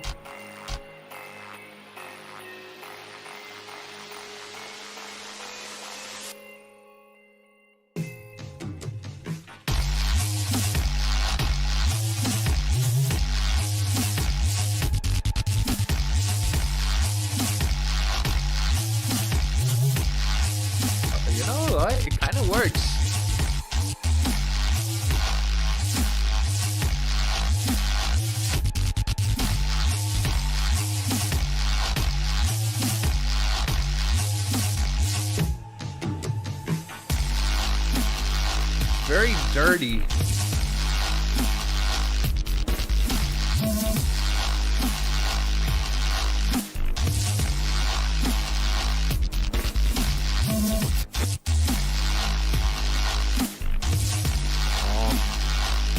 Yeah. This shit go hard like a boner. You'll never catch me being a goddamn blood donor. Me, I came from Arizona. Now I'm here, and I'm drinking a beer. Yeah, I got no fear. Dubstep is here, in my rear, yeah.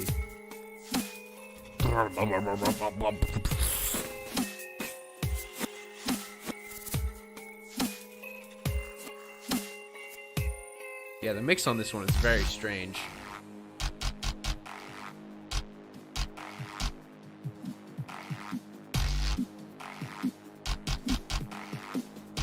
Oh, was I supposed to stop playing it?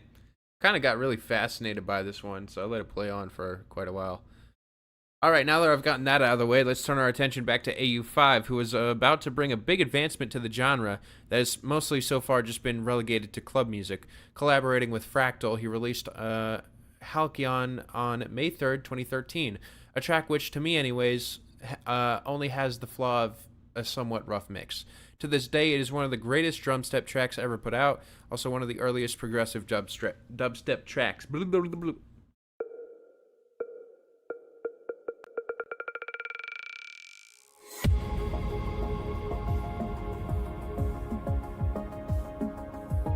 Okay.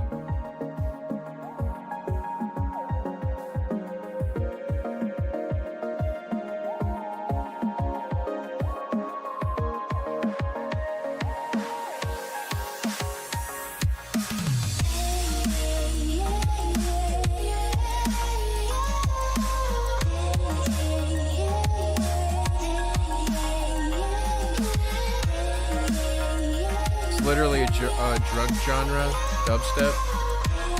Most successful DJs were the ones who made the coolest sounds at raves for people tripping.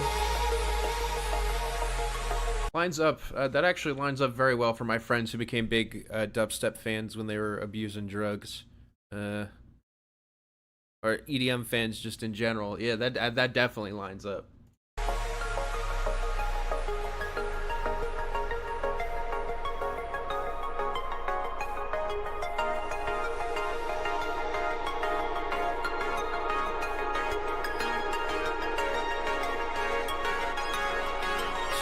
Thank you, funny man. Yeah.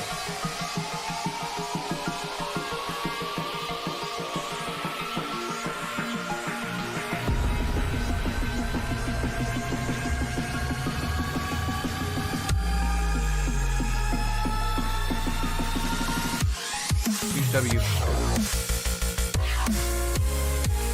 I had to get it in.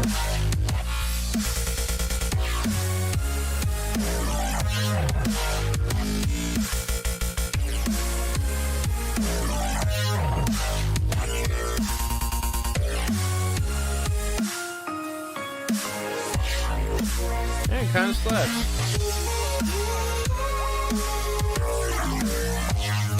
Oh, the gloving, yeah.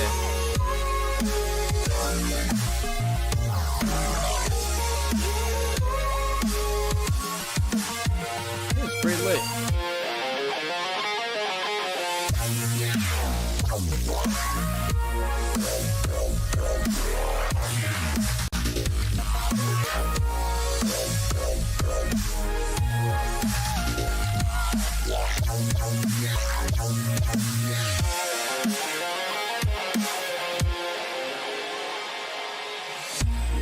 This next one says play full on Spotify, but it also has the link on the playlist. Should I just play it on the playlist?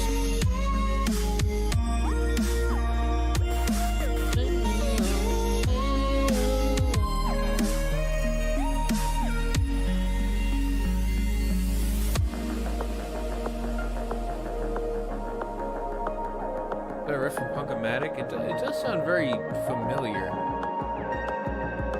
Play it on the playlist? Alright.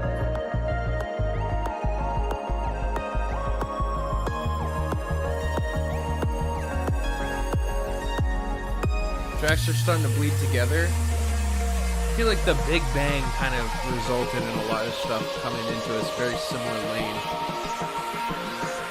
I thought the last song, though, was really unique, at least.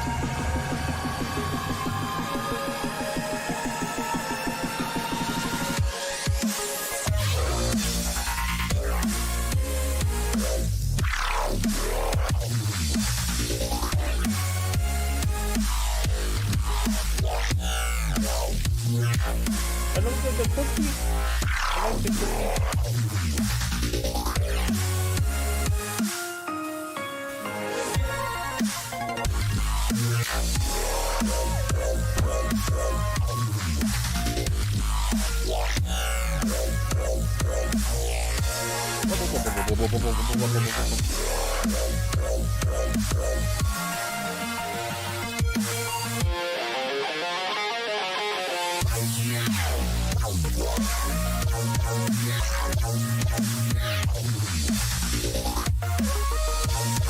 Now back off, Drake.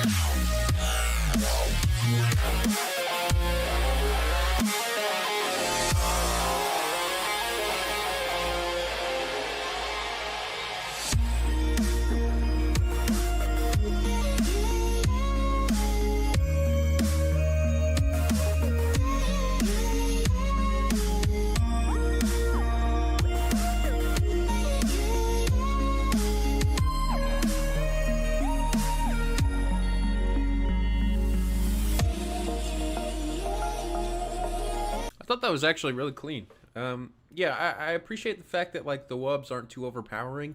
I can see how this has some like Brostep elements and a lot of dubstep in there, but I also feel like it's an interesting a subset where I do see this one standing out a little bit. I thought the vocal sample was also just really nice, and overall it was something I got lost in.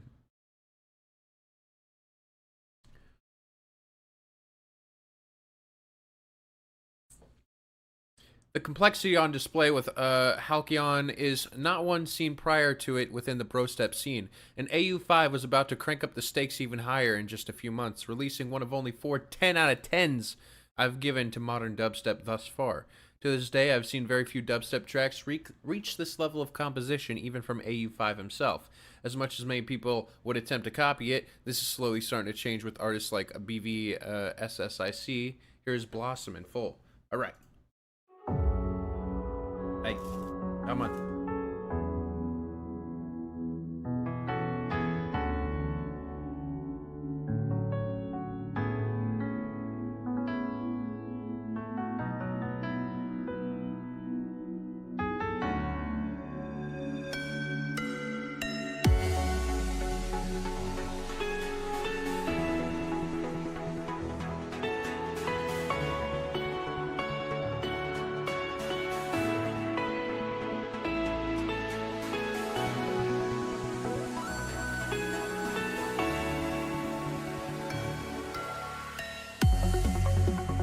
Okay.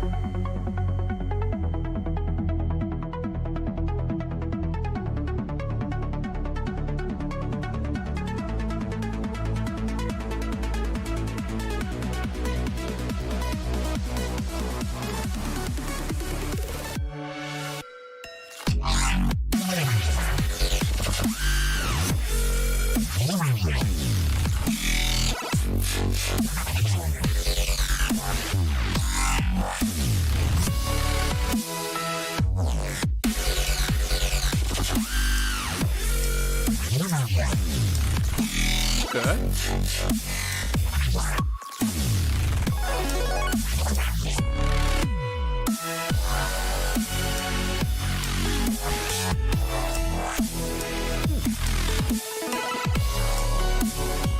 Blames Jake.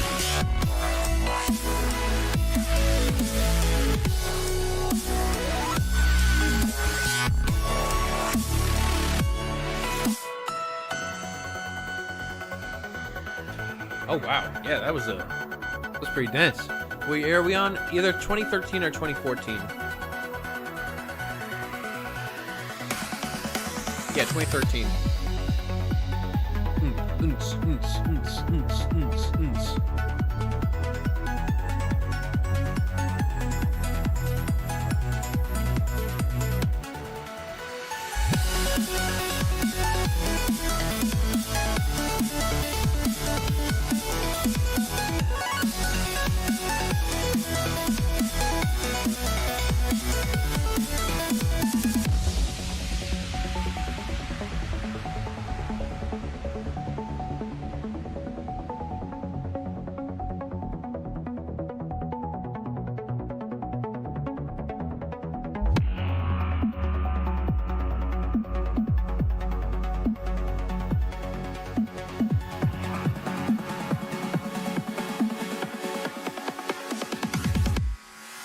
Huge W.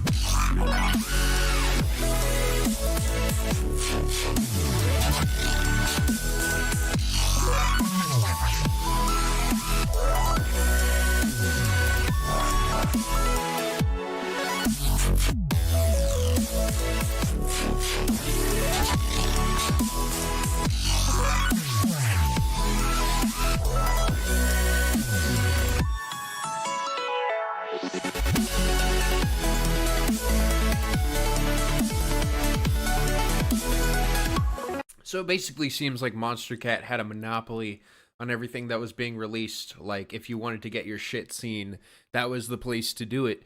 It's actually really fascinating that basically all of these are underneath the exact same umbrella. But yeah.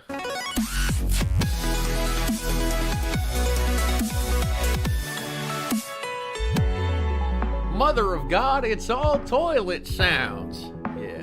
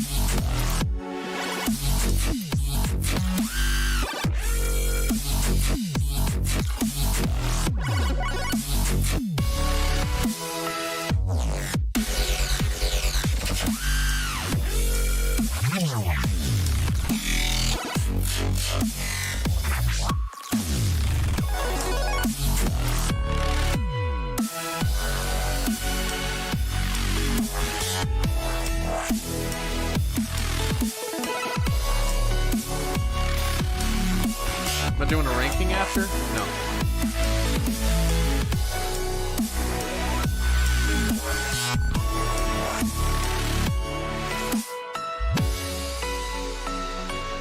This was like a very wild ride. I do feel like it's a bit formulaic at times. Specifically with some of the ideas of it sort of getting out of the very intense and strong moments, it sort of feels like the momentum just completely stops and I lose interest. But I feel like when something is done so clean, sometimes that could just sort of happen, and I feel like it's just personal preference. But I think it had one of the best drops, one of the best just like assortments of sounds. Definitely trying to be as complicated as possible, but pulling something off that I feel like is very captivating. So yeah, I thought that was really cool. As for Fractal, he would release an ethereal and progressive dubstep track on his own later in the year. Quite a different beast from Blossom, and it helps to highlight some of the production differences between the two. Here is Elements.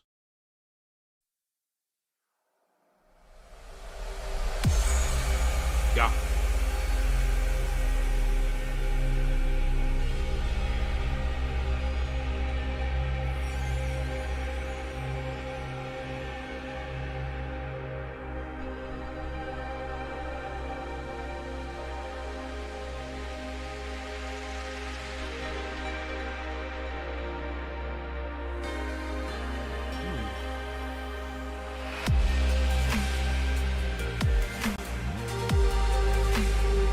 That pan flute with reverb? It's a 10.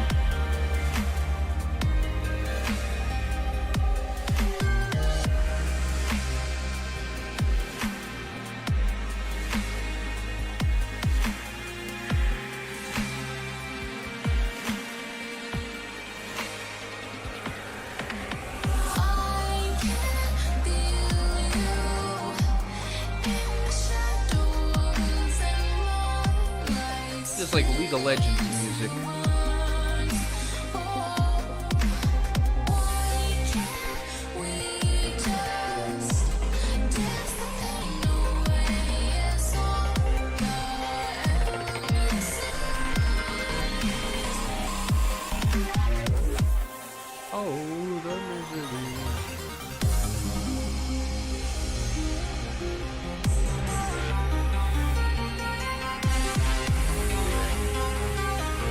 for yourselves.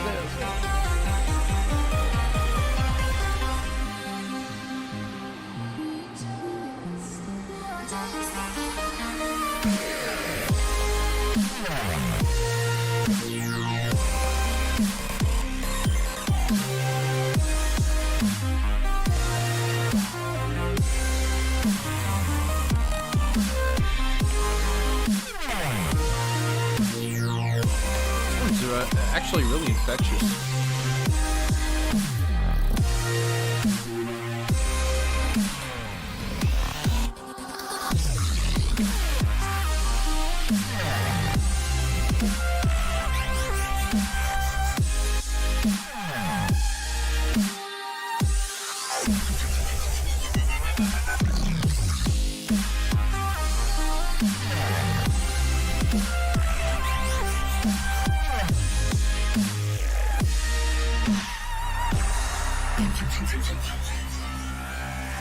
It's funny you say that because Monster Cat artists made the League of Legends final song. They're also heavily featured in Rocket League. Well, there you go.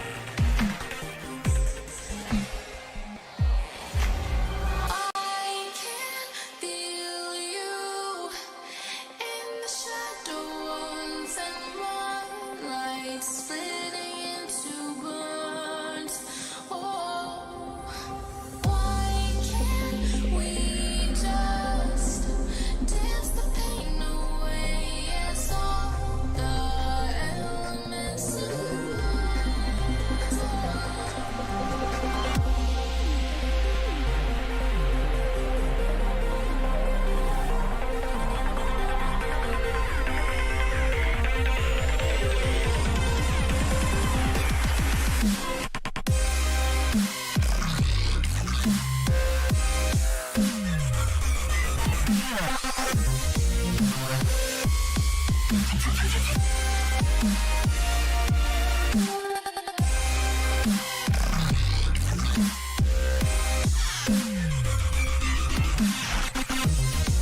I want my grandpa's penis.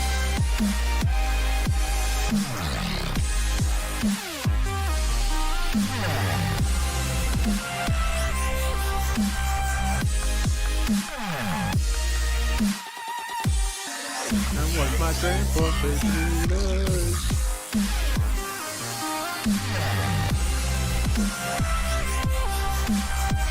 I'm really heavily vibing with this one. I just like how a lot of the sounds are woven together. The whole thing I feel like is mixed in a bit of an underwhelming way. I feel like, well, it's not dropping, but I feel like a lot of this, at least a lot of stuff at the time, does seem to be going for a very watery, reverbed out sort of aesthetic, but I just don't think that it really comes together in the most interesting way for the most part. But I definitely think it has its moments where I'm really falling into it.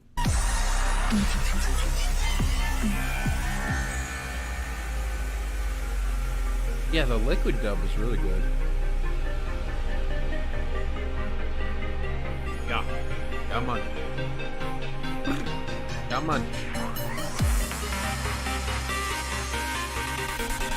I'm Brad. I'm Brad. I'm glad Brad is enjoying quite a few of these. I feel like dubstep always gets dunked on for everything being boring and bad. Well, I actually think that the reason I've had such an appreciation and an enjoyment of what I've been hearing up to this point is honestly hearing how it started. Like hearing the early beginnings and just the early times and just it makes me realize, oh yeah, this is just another genre. You know what I mean? It's like there's nothing about it that's that you need to be afraid of, That did a really good job at warming me up to basically the last 20 songs being what they are. Yeah.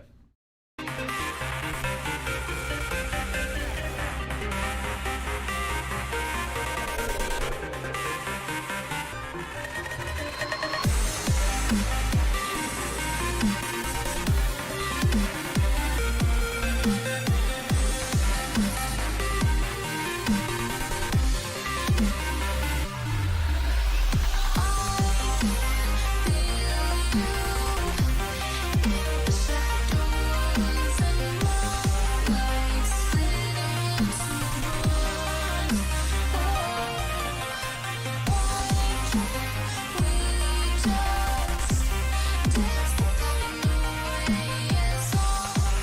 Brostep phobia.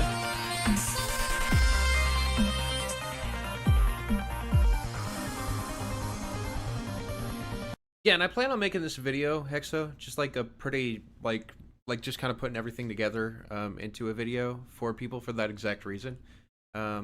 Because, yeah, a lot of people just immediately hear dubstep and go, nope, no, no, no, no, no, nope. And with something like this, it's like anyone who actually is willing to give it a shot, I feel like, especially with how you've set this up, is going to be a lot more open by the end of it. Because that's how I feel, specifically. I think the song, again, has its moments, for sure. Yeah, overall, I like it. The two of them would go on to release an entire collaborative EP in December of 2013. As much as I'd love to include a track from it here, we need to get on to 2014 so we can tackle quite a few big things. In particular, an artist whom I've been putting off talking about up until this point, Must Die Now, Must Die, is one of those artists who actually is pretty important to the modern Brostep scene and the bass music scene at large. Crisis Vision is arguably one of the most essential dance records released this decade. And he honestly has been, he honestly has been for quite a while, going back as far as our next topic, the Death and Magic LP. The problem is that Must Die was the progenitor of a genre whose growing pains were arguable. Fuck, man. The problem is that Must Die was the progenitor of a genre whose growing pains were arguably far worse than that of the initial Brostep wave, rhythm. Now, we won't really be covering much rhythm here due to it being really becoming relevant in the second half of the decade with the labels Never Say Die. Fuck. Now, we really won't be covering much rhythm here due to it really becoming relevant in the second half of the decade with the label Never Say Die, and this is probably for fucking, my God. Bro, my brain. Words, you know what I'm saying? Rhythm. Important in the second half of the decade with labels like Never Say Die. This is probably for the best as, while the album does have some tracks that legitimately still go hard as hell, even more of it is much less pleasant. Forward thinking, yes, but still unpleasant. Here's the opener, Gem Shards. Keep in mind that I wouldn't call this rhythm yet.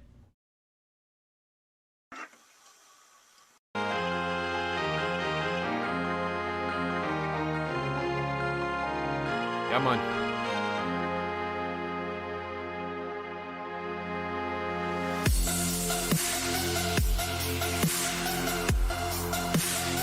Me when I'm trying to talk while tripping balls.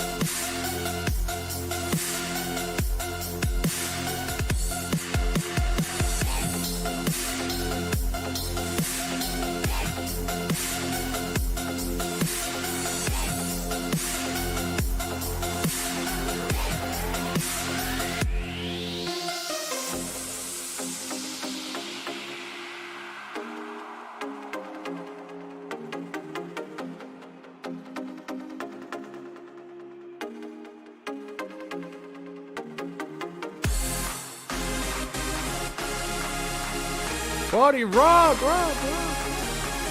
Yeah. Let's go. Party rock in the house tonight. Everybody just have a good time. Lose your mind. We just want to see ya. Huge W.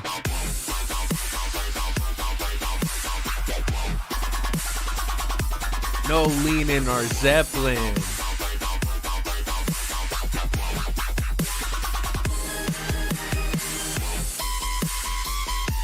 Okay, I'm fucking with it. It's not bad.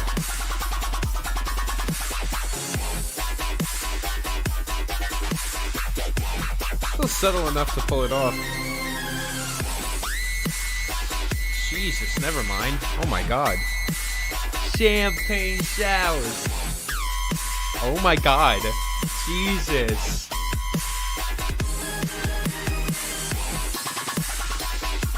Tinnitus indeed.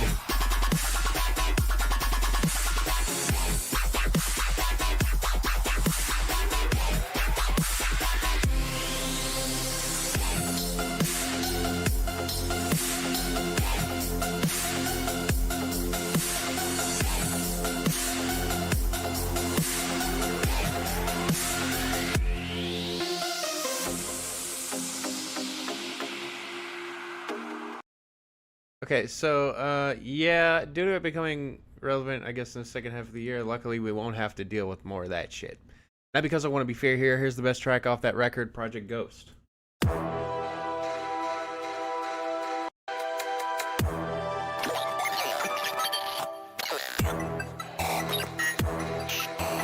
heck, so that was rough.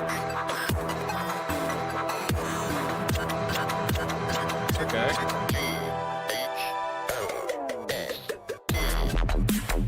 L-I-M-P. I beat you to it, Joshua. I'm thinking the same thing.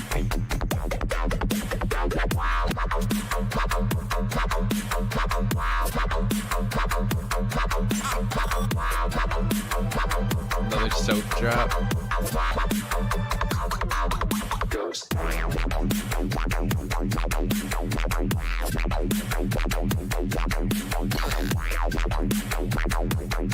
Yeah, it kind of works. It's fine.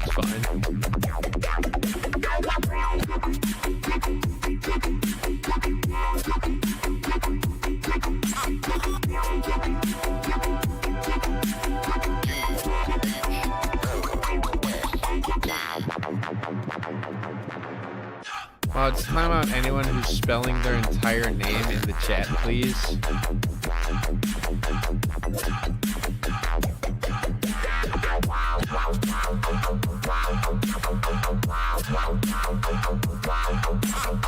Hey Theo, what's up?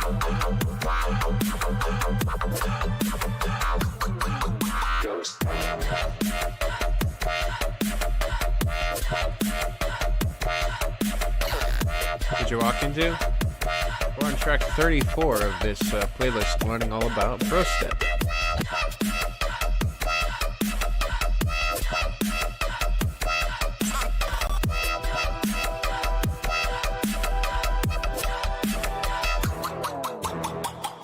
Mainly, I'm not crazy about that. I mean, I didn't think it was as annoying as the previous one, but it's just not really doing much for me, honestly. Spoilers for the next potential one of these. Must Die is responsible for what is, in my opinion, the worst Brostep EP ever created. Neo Tokyo. If you think Huge W is a 0, it is. But imagine that experience dragged out for 4 tracks, and it gives you tinnitus. But no cringy fast rapping, so I guess there's that. Oh my god. Thankfully, since getting into that EP would mean opening that can of worms called Rhythm, we aren't covering that today. Woo! Oh man, just thought I'd let you know it exists in case you wanted to get some content. Jesus Christ. Getting back on track, though, we need to talk about the big release of the year, Skrillex's Recess. Now, this album isn't awful, far from it, but it definitely is missing a lot of that energy that put Sully on the map in the first place, the bombast. It seems like it wanted to have a bit of a sweeter sound than the days of Scary Monsters or Bangarang, which is all well and good, but the problem is the album fails to really commit to it, and it seems to want it both ways. Interestingly, the Brostep track seems to be the songs that suffers the least from this, but their inclusion is likely part of what makes this album a bit of an underwhelming debut LP. Here's my personal favorite off the album, Ragabomb. Ah, come on. I already know what it is, man. Yeah.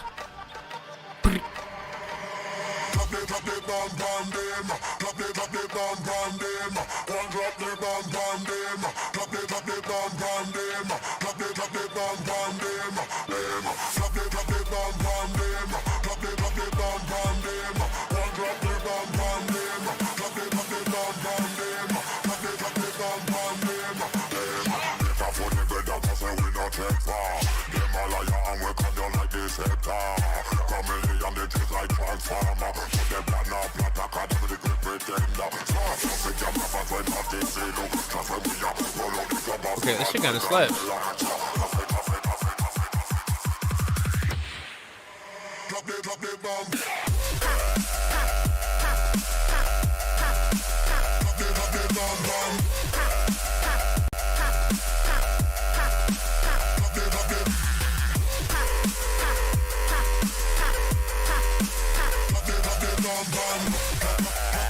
You know, even with that, it still feels like this is just a shadow of what he was doing before, where he was really pushing the envelope. This just feels like him, I don't know, like almost like he's fallen behind a bit.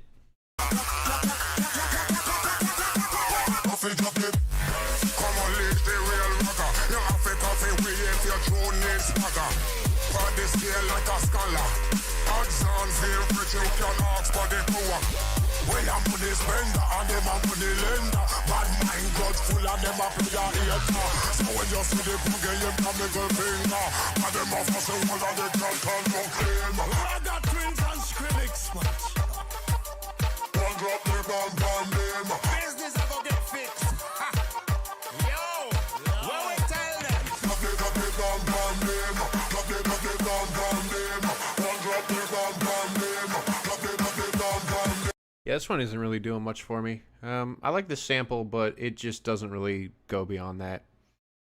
Checking back in with the Pegboard Nerds, two of their biggest hits from this year were the energetic Here It Comes and the collaboration with Elizaveta Hero, the former of which features some interesting instrumental choices on the high end, taking some more cues from house than dubstep, also taking a bit of inspiration from the title track of Skrillex's album.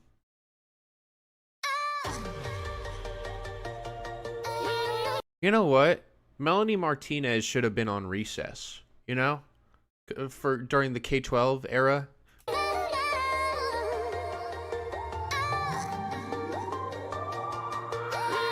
She would have fixed it.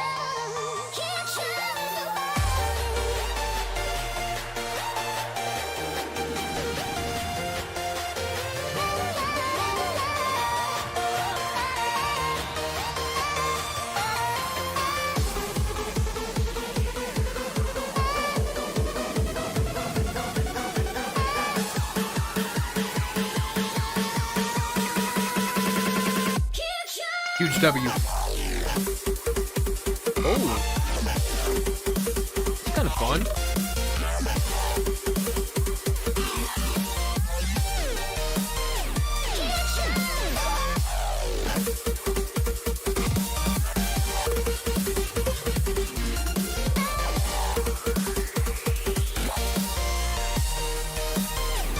Pegboard Nerds gonna get 'em more. I'm deeply apologetic for party rocking.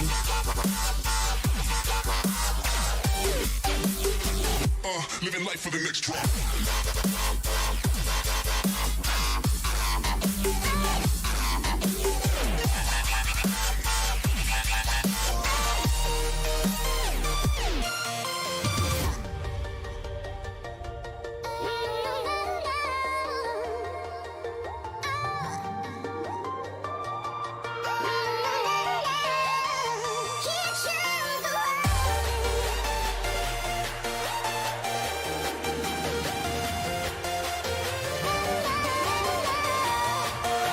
I made a severe and continuous lapse in my judgment for party rocking.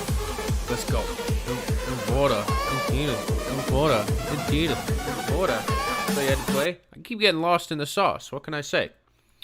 Yeah, I thought that was fine. I do still think that there are some isms going on in this track that just sound, again, very dated, but it's alright. The latter song has a dramatic build-up, paying off in the hardstyle drop, which then transitions into that familiar Nerds style of Brostep.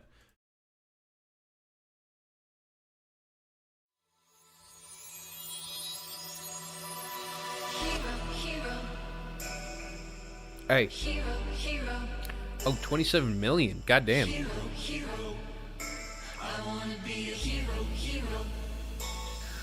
Oh, the hero comes, I can hear the drums and a horse is drawn to the kingdom come through the pale moonlight. My heart's ignite to the call. Oh, claim your prize for a crown of stars in the name of love. Be the sacrifice. You and I will stand and fight our backs to the wall. Oh, hero,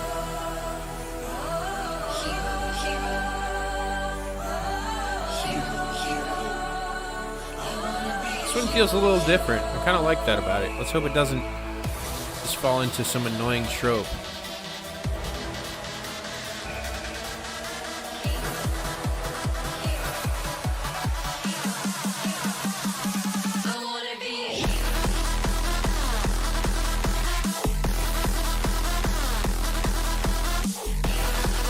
Objection, Your Honor. Relevance?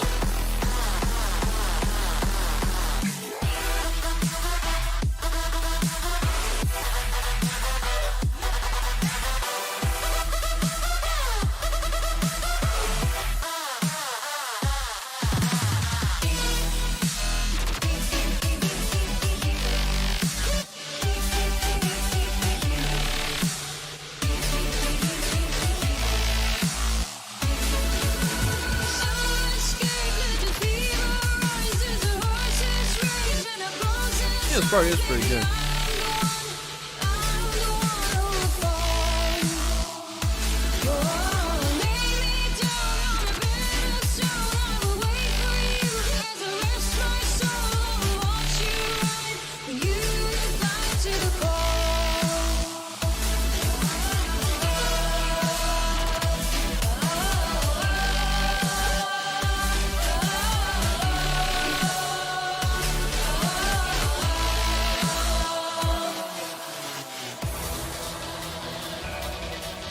So yeah, that had its moments. Again, I think the drop was just a bit ridiculous and irrelevant, but I actually liked everything else going around it. At this time, Xylent was starting to shift his sound into a more focused direction with a very glitchy aesthetic that would expand onto the next year in his debut LP. Until then, though, we had this absolute banger of a track, Reality, to enjoy. This is more of a drum and bass cut, but I think that it works well to showcase a bit of drum step at this point, as well as the sound palette Xylent was working on.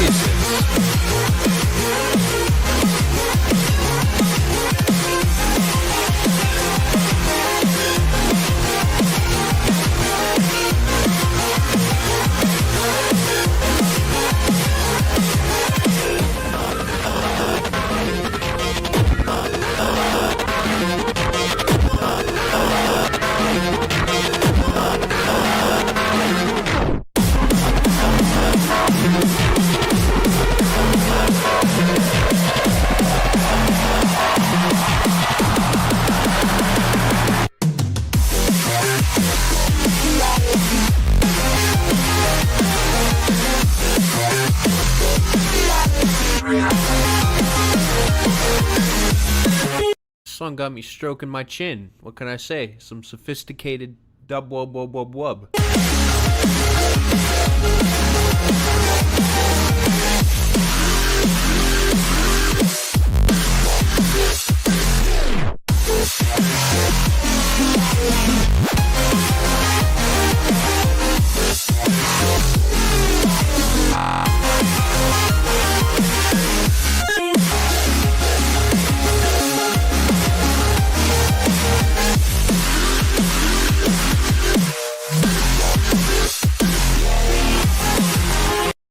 Yeah, that one was certainly intense, but I actually loved how that came together. I thought that that was extremely well mixed with some brilliant sounds in there that must have taken fucking forever to put this together.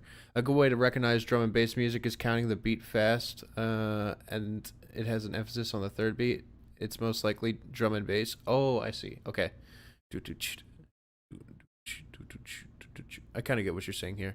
I can imagine going 400 miles per hour while listening to this. Dude, I can imagine going 5 million miles per hour. All right, I dare you to beat that. Let's turn our attention now to Virtual Riot, a relatively new face in the scene, fusing elements of melodic dubstep and brostep together in a way that's very much like building off the direction similar of AU5 and Xylent. This name will be one to keep in mind whenever we eventually get to the second half of the decade, as he, along with AU5 and Xylent, are instrumental in laying the groundwork for color bass. Here's the title track off of We're Not Alone EP.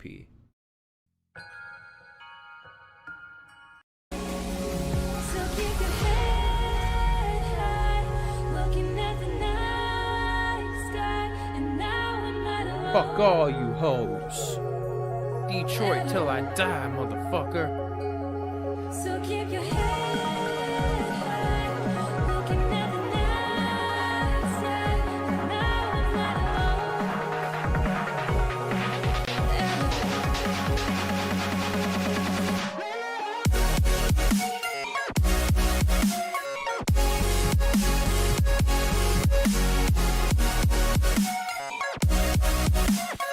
Do not have the soundboard. It's broken. Brostep.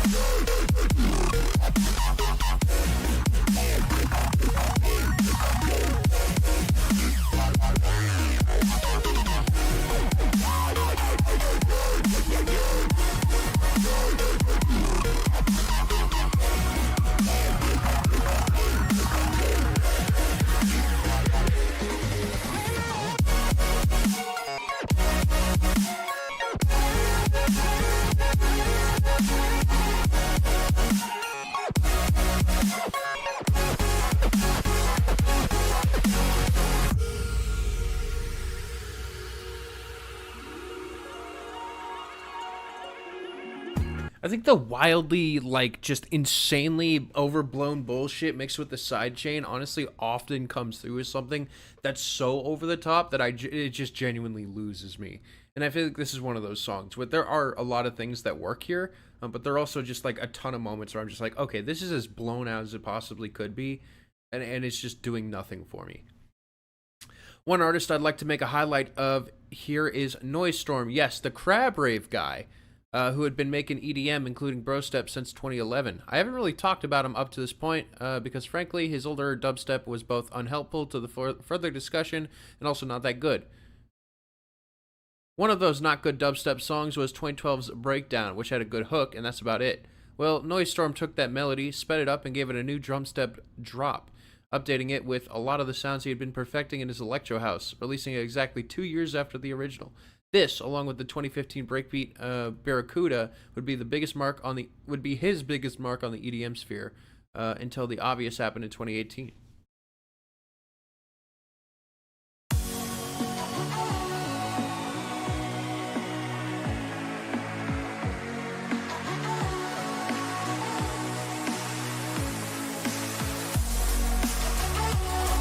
Hey.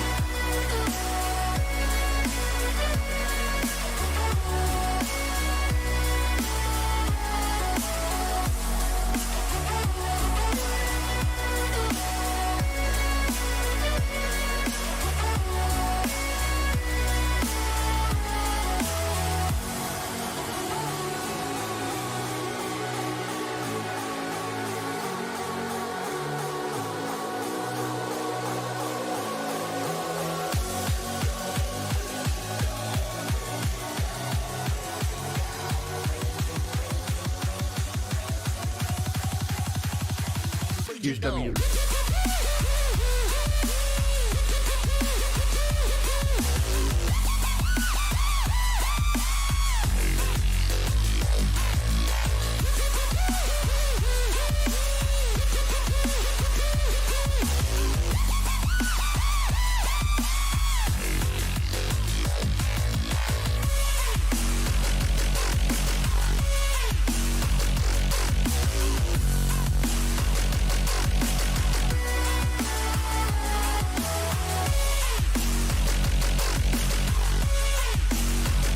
Kind of goes hard, dude.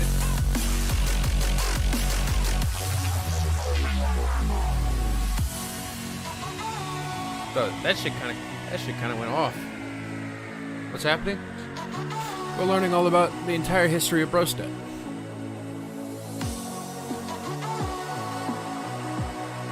We're currently on page 10 out of 13 on the script.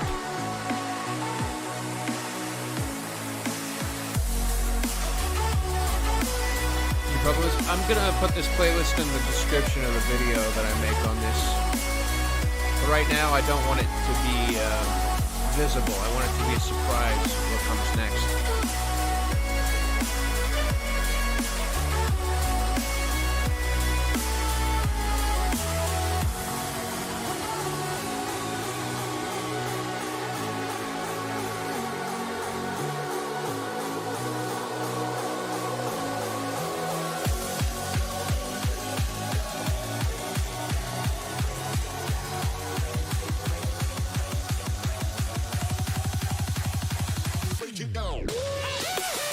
Would I consider digging into more essential Brostep after this? I'd like to learn about other shit. Like if something essential comes out, sure. This just makes me want to learn about more stuff.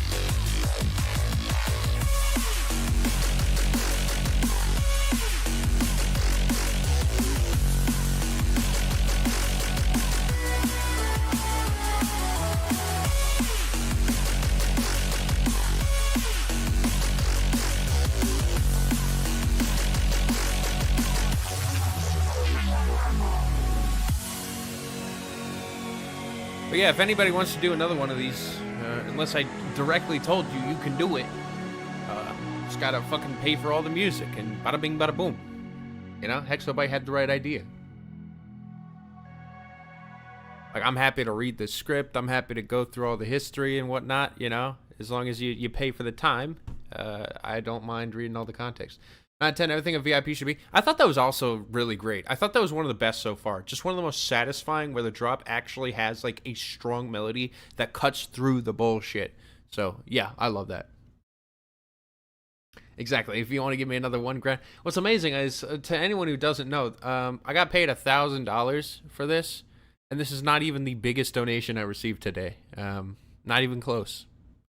Yeah. What we're going to be doing later is possibly the most painful shit that we will ever do on this channel. Yeah. Let me show you guys again. A 66-song Onision album. That's 2 hours and 45 minutes. That's right. We got paid $1,500 to listen to this.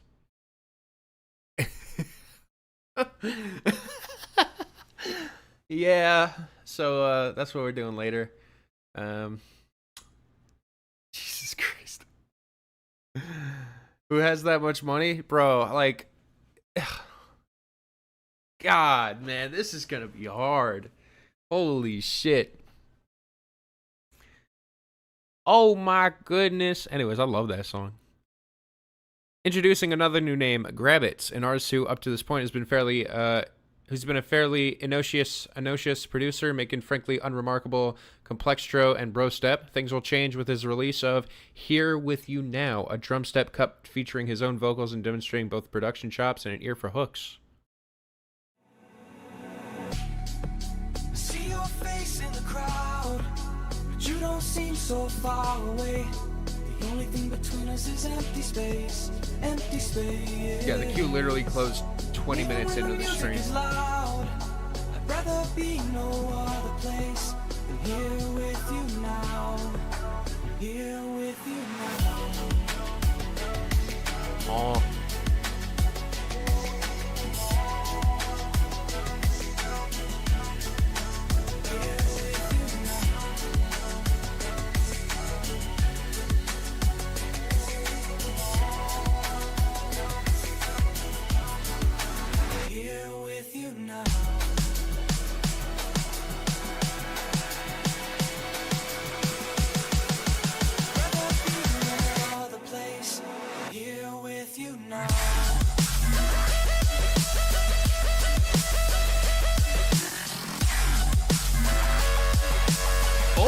Oh, that's clean.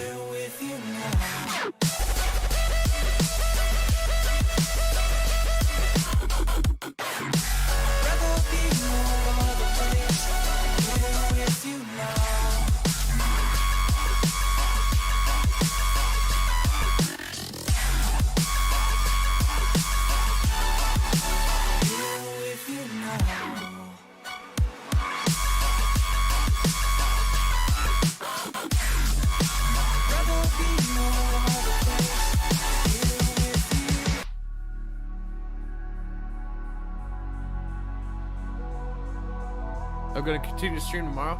I might stream again tomorrow. I might also just do other stuff. I don't know yet.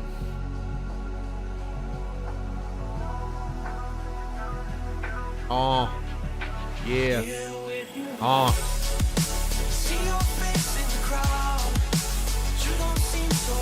I did survive Detroit, that's true. Mix on this song is fantastic. It's really good. Hey. Hey.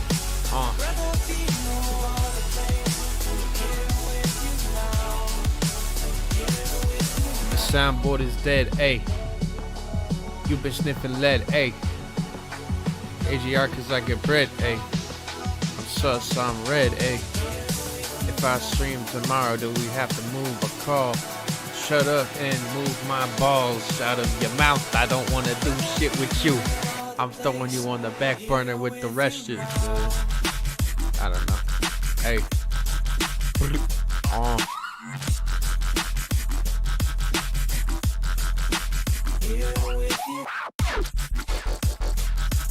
No.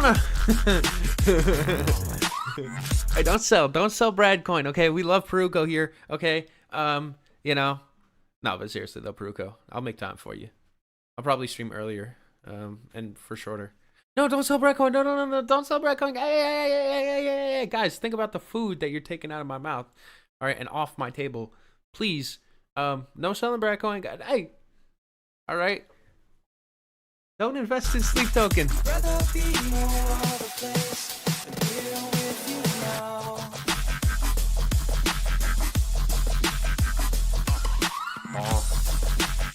Getting into the sound design and production of this stuff helps appreciate it as well.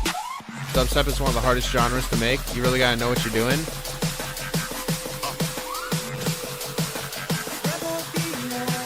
No, don't move over to High Mind. I see your face in the crowd, but you don't seem so far away. The only thing between us is empty space. Even when the music is loud, I'd rather be no other place. Whatever you do, guys, don't go to High Mind instead of me.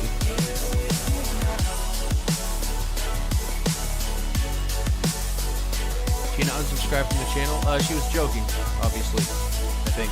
I hope.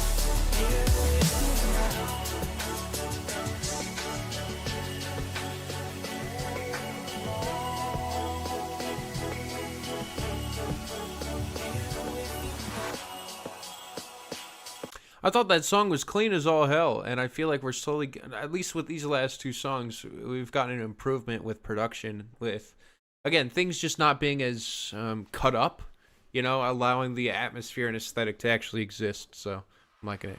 Oh, man, Tina's actually wait, why is Tina watching? What the fuck?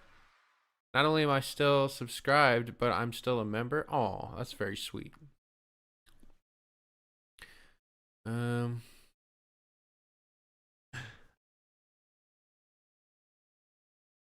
Turning our attention back to Deathstep a bit, with Code, Pandorum releasing its first EP under that name, the grueling and bleak sound of the genre maturing further on this project.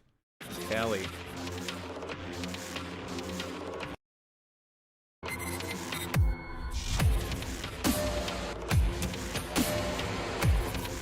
You just love Riley and Graydon more. Hey!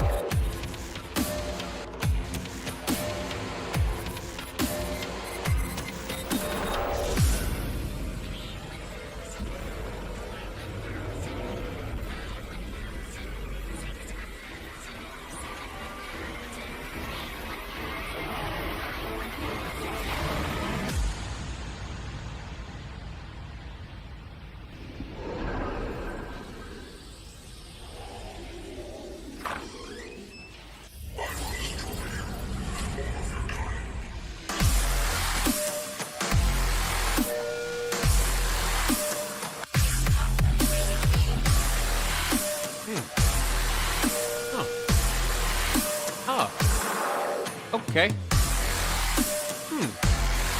Interesting. That's fair. Okay. All right. Hey. Yeah. I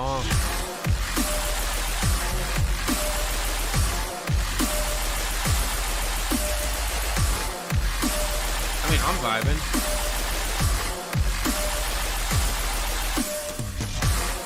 Sing around my neck. He never gets respect.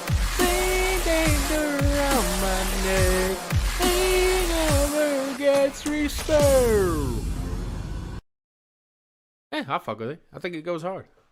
What can I say, man? It's got an interesting aesthetic and vibe to it. I'll fuck with it. One last track from 2014 before we move into 2015. This is one of AU5's biggest hits, building off the ideas they introduced on Blossom and followed it up with Follow You and its VIP. Snowblind feels like it's streamlining a lot of his music up to this point, with any whisper of a rough mix being essentially gone. Having an extremely infectious hook, a great vocal line, and to top it off, it opens up with a trance drop.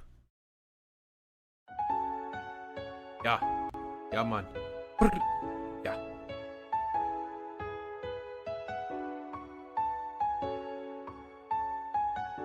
$16 million, goddamn. Hey, that's a lot of views. Away from the past I left behind. I'm looking for answers, but I'm blinded by the light. I'm lost in the music and I like my shirt, thank you. I promise I'll be gone in the morning, out of sight and out of mind.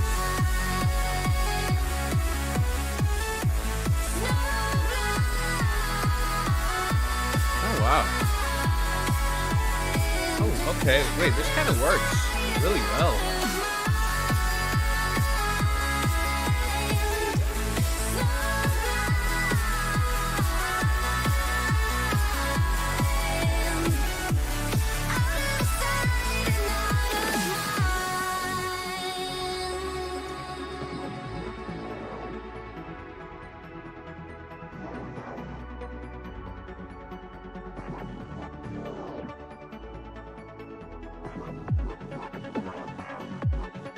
It's clean, yeah. I'm like a fucking machine, yeah. Bitch, pull up with the beam, yeah. You know what I mean?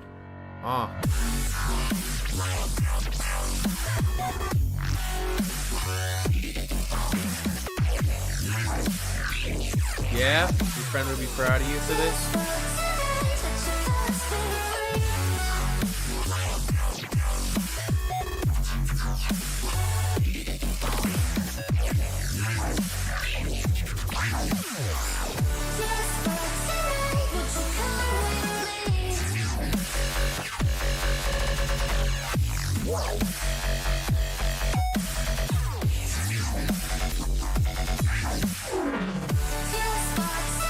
This shit works really well.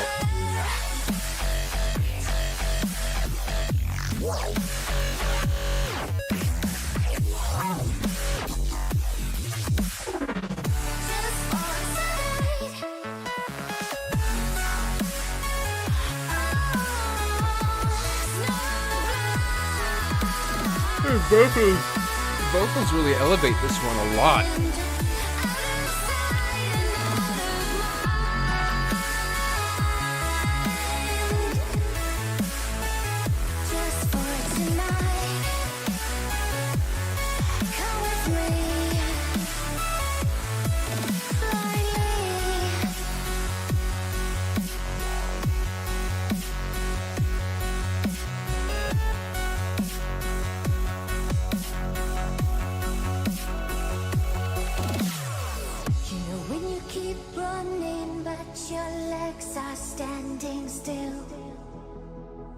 I love my wife.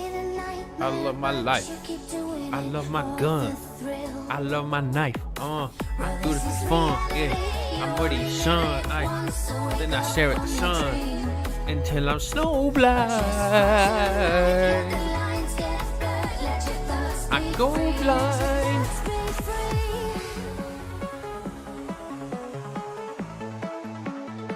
DJ Kelly.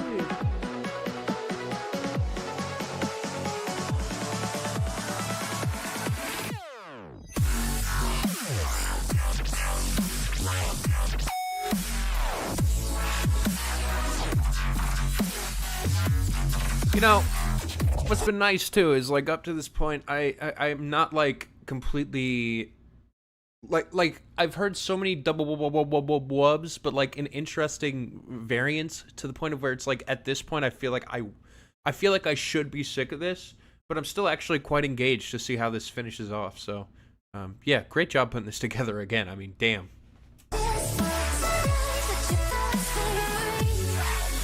Wow.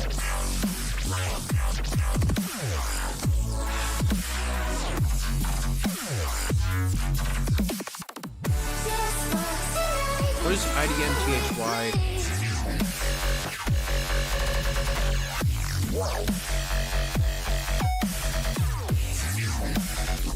Hey, what's up, Coaster? How's it going? It's going great.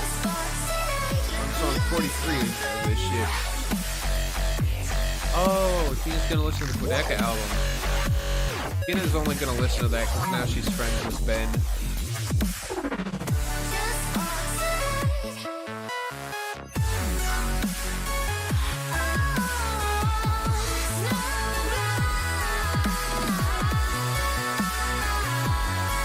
Tina knows Quedeca? Yeah.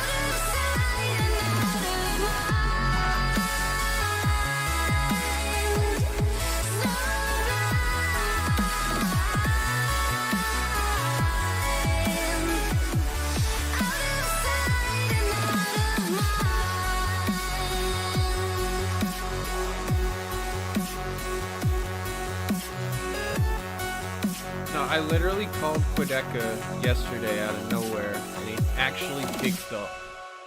Isn't that crazy? He actually picked up and wanted to talk with me. Like, who does that? Whoa, whoa, whoa, whoa, whoa, whoa, whoa. What was best? Yeah, that was awesome. Smiley ball for me. Brad Famous. Give me his phone number. I don't think that's how that works. What did he say? We just talked. Doesn't matter what he said. Ronnie Radke would. I sent Ronnie Radke a message on Twitter. Let me see if he responded. It was great.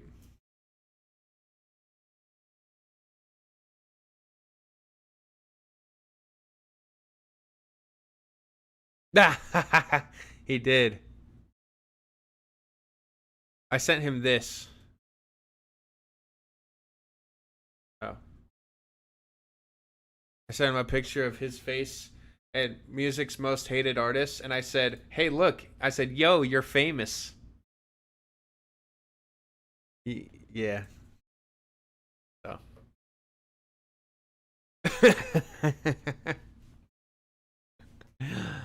Oh, man. What did he say? Doesn't matter what he said.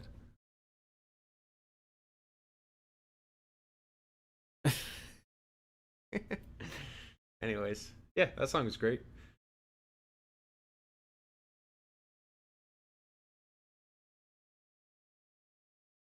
Oh, I'm sure his response was, haha, that's a nice joke. Yeah, no, it definitely wasn't. Getting into 2015, let's get back on Incision and his record, Codename X. It's around this point that Incision's production is finally starting to leave the messiness that plagued him so much earlier in the scene. Though much of the tracklist has still had this problem, and the album that would follow would also have this problem even more so. Here's the biggest track off the album, Follow the Madness. Or Bring the Madness.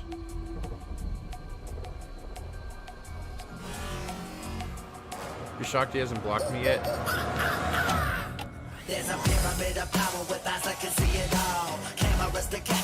Featuring Mayor Apeshit.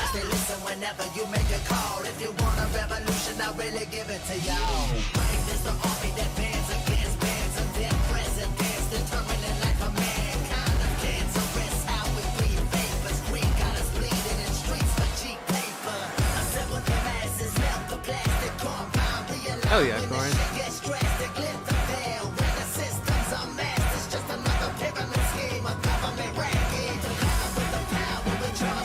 Now I'm shitting on rappers.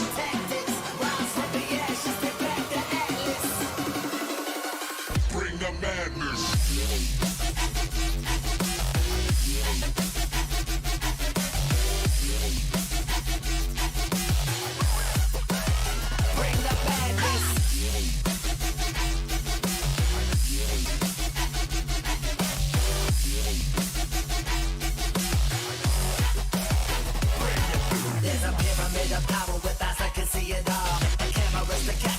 This is very bad. Yeah, this is insanely tacky.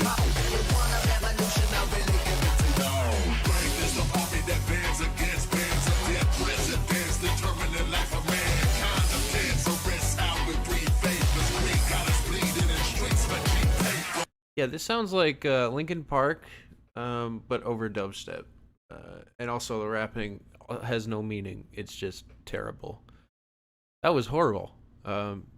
Truly terrible.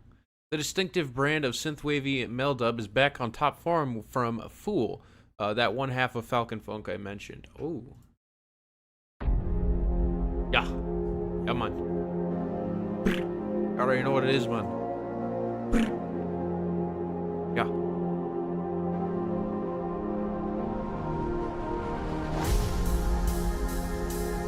Drop sounds like you after Taco Bell.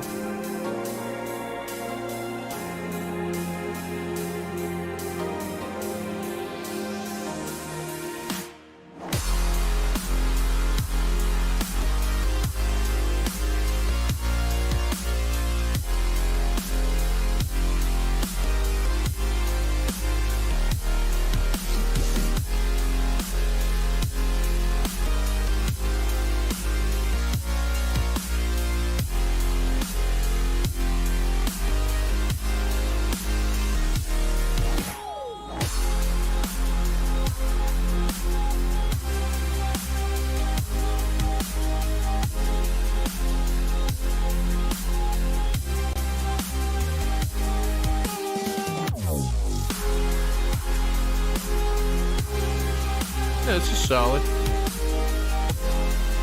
Pee pee poo poo, yeah, it's funny. I make a lot of fucking money. Yeah, like the Playboy bonus. Yeah, till that girl shake it from it. Yeah. I know it's a be running cause of all the damn money that I'm making. I ain't faking, I've been playing like a motherfucking baller. Don't talk to me if it ain't about $1. I ain't calling nobody unless they wanna give me money. Yeah, unless they wanna take something from it, then I call the police. I'm a snitch if I have to. Talk shit, I'ma kill you right after I grab you. Because I have to. I don't know why I keep going. Anyways, that song was pretty mediocre, honestly. It's fine. I mean, it's just one of those that I feel like just kind of flows along, but has nothing that I feel like dynamically pops out. We Are Virtual, released in May of this year, a culmination of everything Xylent has been working on up to this point, featuring electro house, trance, drum and bass, glitch hop, melodic dubstep, and brostep cuts, including many crossovers of these sounds. It was a concept record on top of it, albeit the concept was very loose, and Xylent would definitely do a better job of this on his next record, We Are Dust, the first Brostep concept record.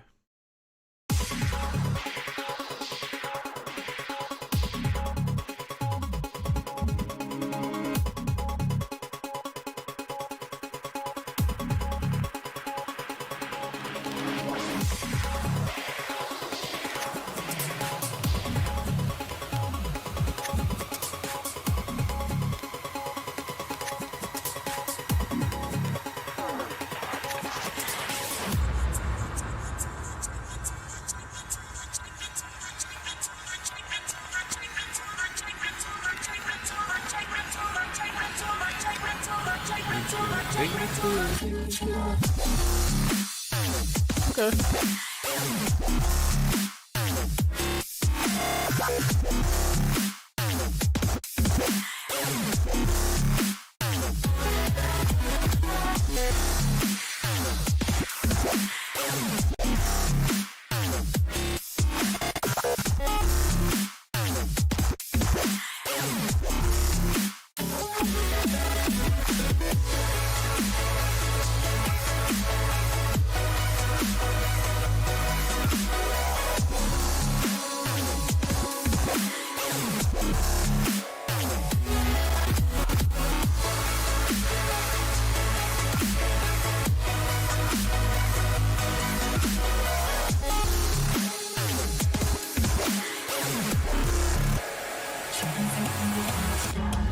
You know, considering how established Xylent is, it just feels like this song, while it is combining a lot of stuff, leaves almost no impression on me, funny enough. Yeah, it's alright. I'm not super in love with it. Time for a final look at Flux Pavilion with his 2015 record, Tesla. At this point, Flux was starting to move away from his old sound to pursue other genres. And while there are maybe a few moments that show some mixing issues, there's still quite a few bangers on this record, though most of them aren't dubstep, instead being EDM trap. After this point, Flux's sound would almost completely abandon the style of dubstep to put him on the map. That put him on the map in the first place, choosing instead to further pursue future bass and EDM trap. Here's the last of Flux's classic-styled dubstep bangers for quite some time to come. Vibrate. Notice how the elements of his future music can both be heard preceding and proceeding the drops on this one. Play till 2:07. Cover the video. Does this work? No, it doesn't. None of my fucking buttons work right now, man. My shit is so broken. There we go. Oh. Yeah. I put on for my city, on for my city. I put on for my city, on for my city. On.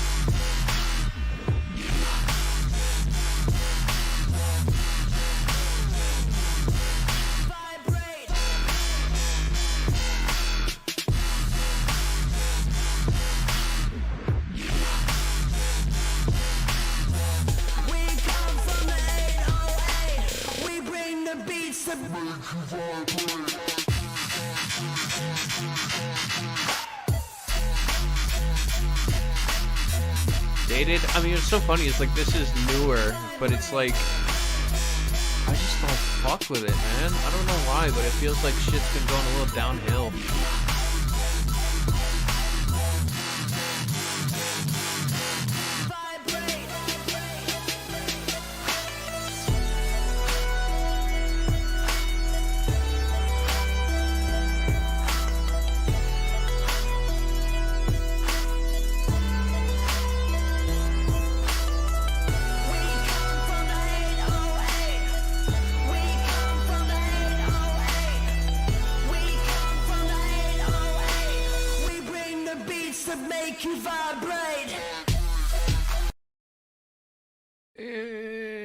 Not crazy about it.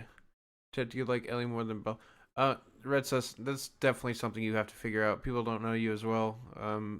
Like I just don't think that's something to leave up to a chat in a YouTube stream. When I sent the playlist back in March, there was a track off of Fractal Gia's LP Amor. Since you've already heard the first half of the track, here's the second. Interestingly enough, most of the album isn't even dubstep. It's primarily very ethereal, down-tempo, and slower-paced tracks, with only the first half of the record having the energetic cuts. I do sincerely recommend it, as I think it's quite an enjoyable listen, particularly the track Sanctum, as it gives us a peek at the direction Fractal might have been headed with his solo career if it continued past this year.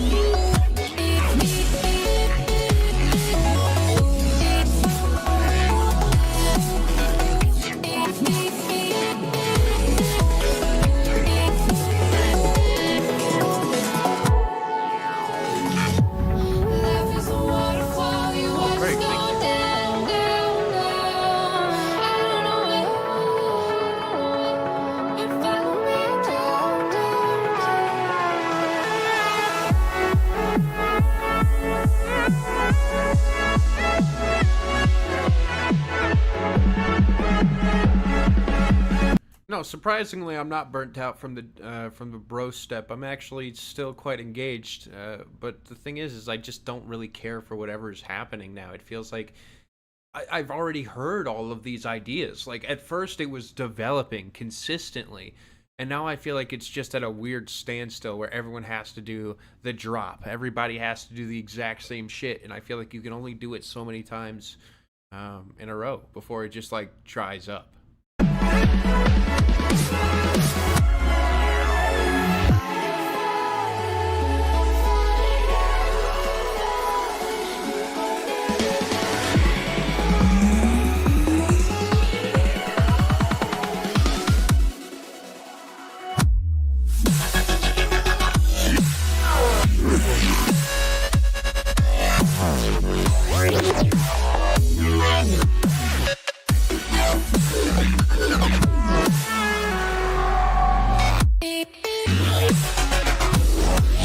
Oh yeah, I have to edit the litmus video.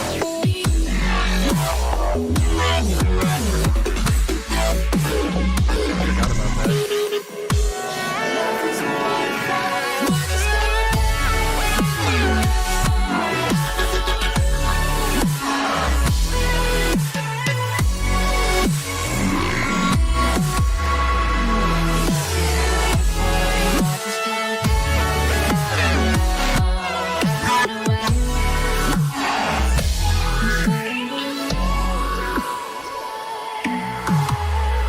All right, that song's fine. I mean, again, it's like I just don't really feel too much with it that I haven't already felt with the other tracks.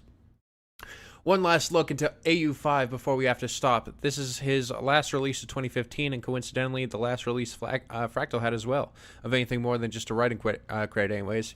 Here is ISO, I'm part of a double-sided single that included the glitch hop track Pavonine.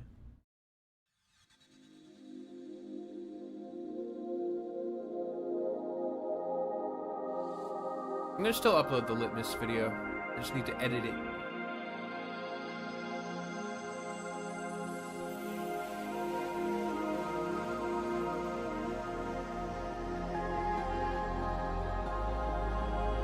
Ba-da-do.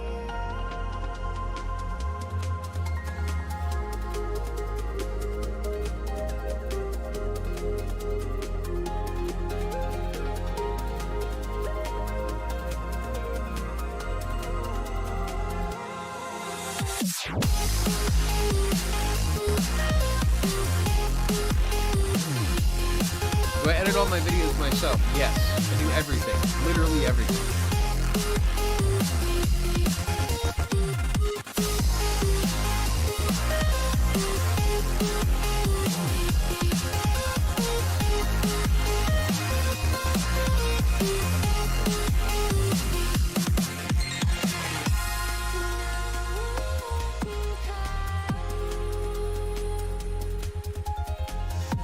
Editing's always top tier. Yeah, I've tried getting editors before, but they just don't got the sauce, you know?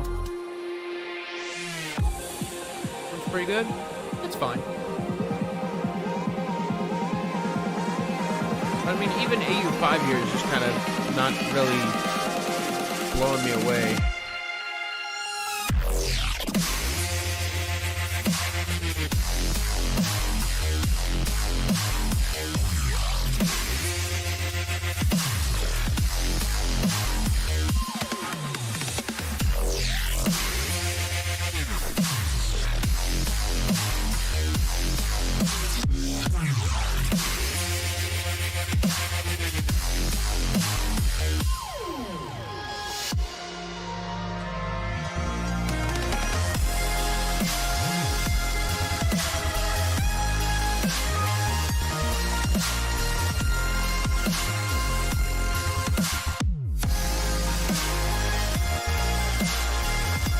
Songs that can't even tell them apart. I mean, that's how I feel about this specific like block of stuff. Like I feel like what we're getting here is very stagnant in terms of the genre.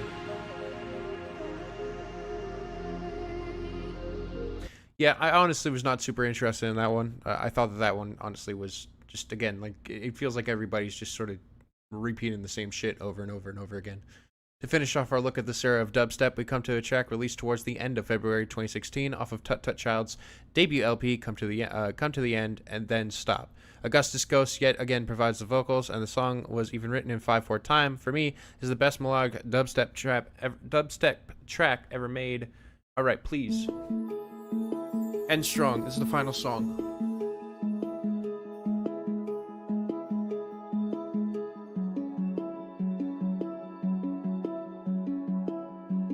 I have to play Ice On in full. Wait, what?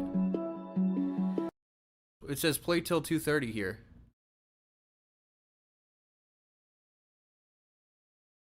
Yeah, on my notes it says play till 2:30. Yeah. Don't you wish that you'd close your eyes? Stolen just a bit more time. Taught yourself to never compromise. Be brave enough to try to walk the line. You ran like you were chased by wolves. Okay, I mean this is different immediately. But you still play the fool. Don't you think that you'd rather lose? Don't you think that you'd rather tear out There was so much more, bro. The guy literally sent in $1,000. Like, chill. I'd be the queen of your heart. The queen of your heart. Look at the view count, Brad. This is supposed to be influential songs in the history of Brostep. This song isn't influential. They're just putting whatever they like. You know, that's a really good point, Asswipe. How about you send in $1,000 and then you get to decide what gets put on a playlist? You know, if you're more than open to do that. I'll listen to whatever the hell it is you want. You know, I say either put up or shut up. That's simple. We built our house of cards, but it feels like it's still ours. Can I be the queen of your heart? The queen of your heart.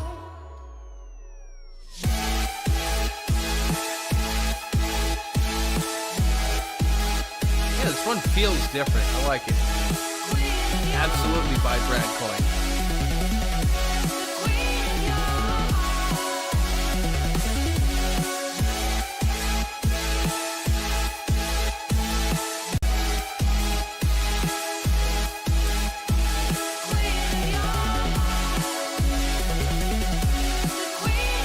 Oh yeah, no, Hex, this is one of the best, like, donations I've ever received. You did a fantastic job covering from 2006 to 2016. You briefed on all these artists that these people are talking about, and you made a mention of them, and you made something that is dear to you and important to you. In my opinion, yeah, this is fantastic, and please, just, everybody's gonna have an opinion, you know? So tell me, couldn't it be easy? Or do we always have to take the harder road? How couldn't we have known by how the birds have flown? We should never be alone. Yeah, this works really well. We should never be alone.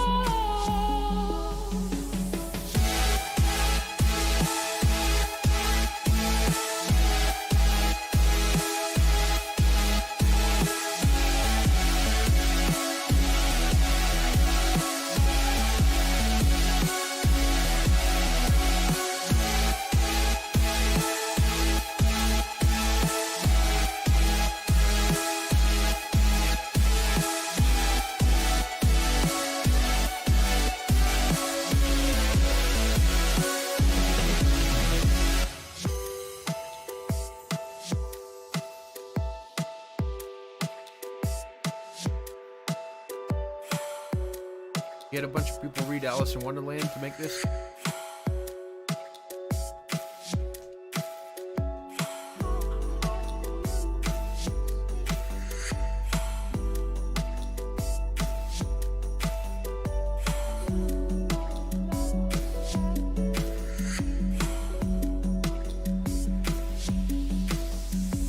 Tear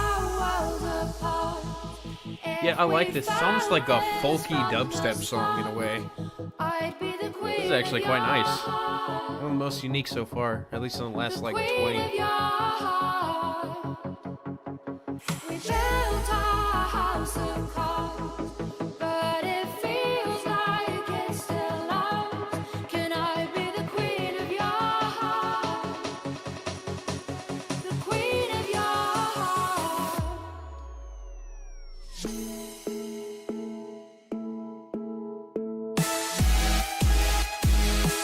15-step dubstep remix.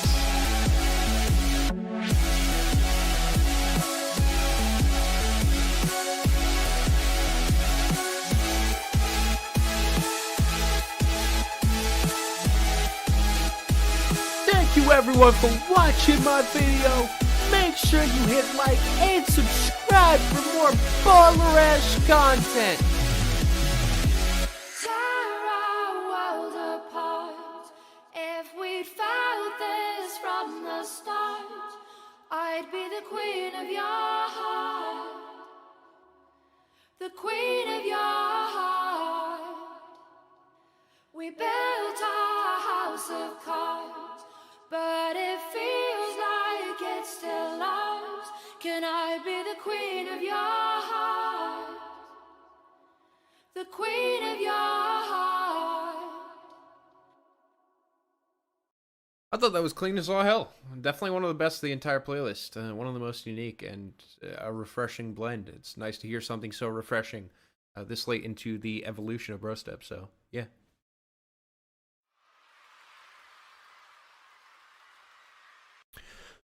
Hopefully, you all now have a bit more respect for the foundation of the modern dubstep scene than you did before.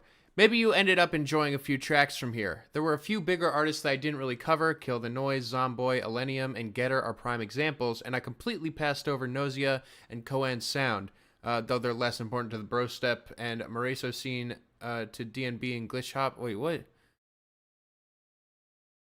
Though they're less important to Brostep and Moreso... oh, fuck. I'm so stupid. Though they're less important to Brostep and more so to DNB and Glitch Hop, but hopefully we'll cover some of them going forward in the second part of the series on modern dubstep, whenever that is. I'd like to do a new beat next. For a bit of preview forwards, we'll cover the gradual decline of melodic dubstep, the rise of rhythm and hybrid trap. The one-time Brostep managed to get the IDM treatment, Brostep's eventual peak coinciding with the release of the first two, in my knowledge, Brostep concept records, one good and the other not so much, and finally a cycle back to the current dubstep scene. Either way, thank you for sitting through all this. I know this is a lot, and hopefully the next track on the queue is a good one. I love that, blessing the queue afterwards. So yeah, this is absolutely amazing. I mean, this again is 13 pages. Actually put their fucking heart and soul and their entire being into this, and I think it turned out amazing. So yeah, there's hopefully anybody watching this at home after I put this video together feels more educated on this genre. I will say that I absolutely feel like I have an understanding and respect for this a lot more than I did before. Funny enough, there are like so many like gems out of here, but like so many songs too that just completely blended together for me, especially at the end there. So there are some things that I feel like I still haven't changed my mind on, but there is a lot that I have, and I think that's honestly the most important with this entire experience. All right, ladies and gentlemen, I am going to take a short break because that was a lot, and then we're going to get into the queue. So with that being said, I don't know what to do, because if I start playing shit, it's going to probably shut down the stream since we've gotten to the 3-hour mark. In fact, I should just make a new stream. I should just make a new stream. All right, with that, let's make a new stream. Let's go do that. Yeah, we haven't even started the queue yet. So, all right. Let me do that.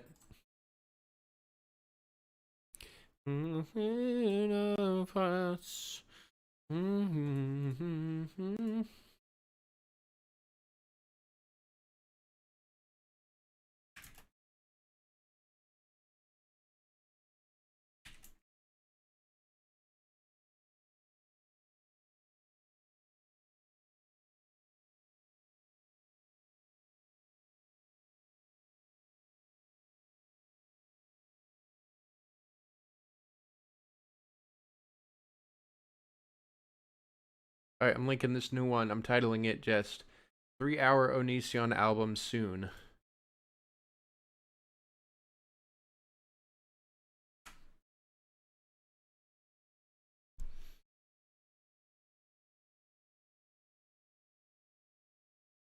All right, I'm going to take a very short break.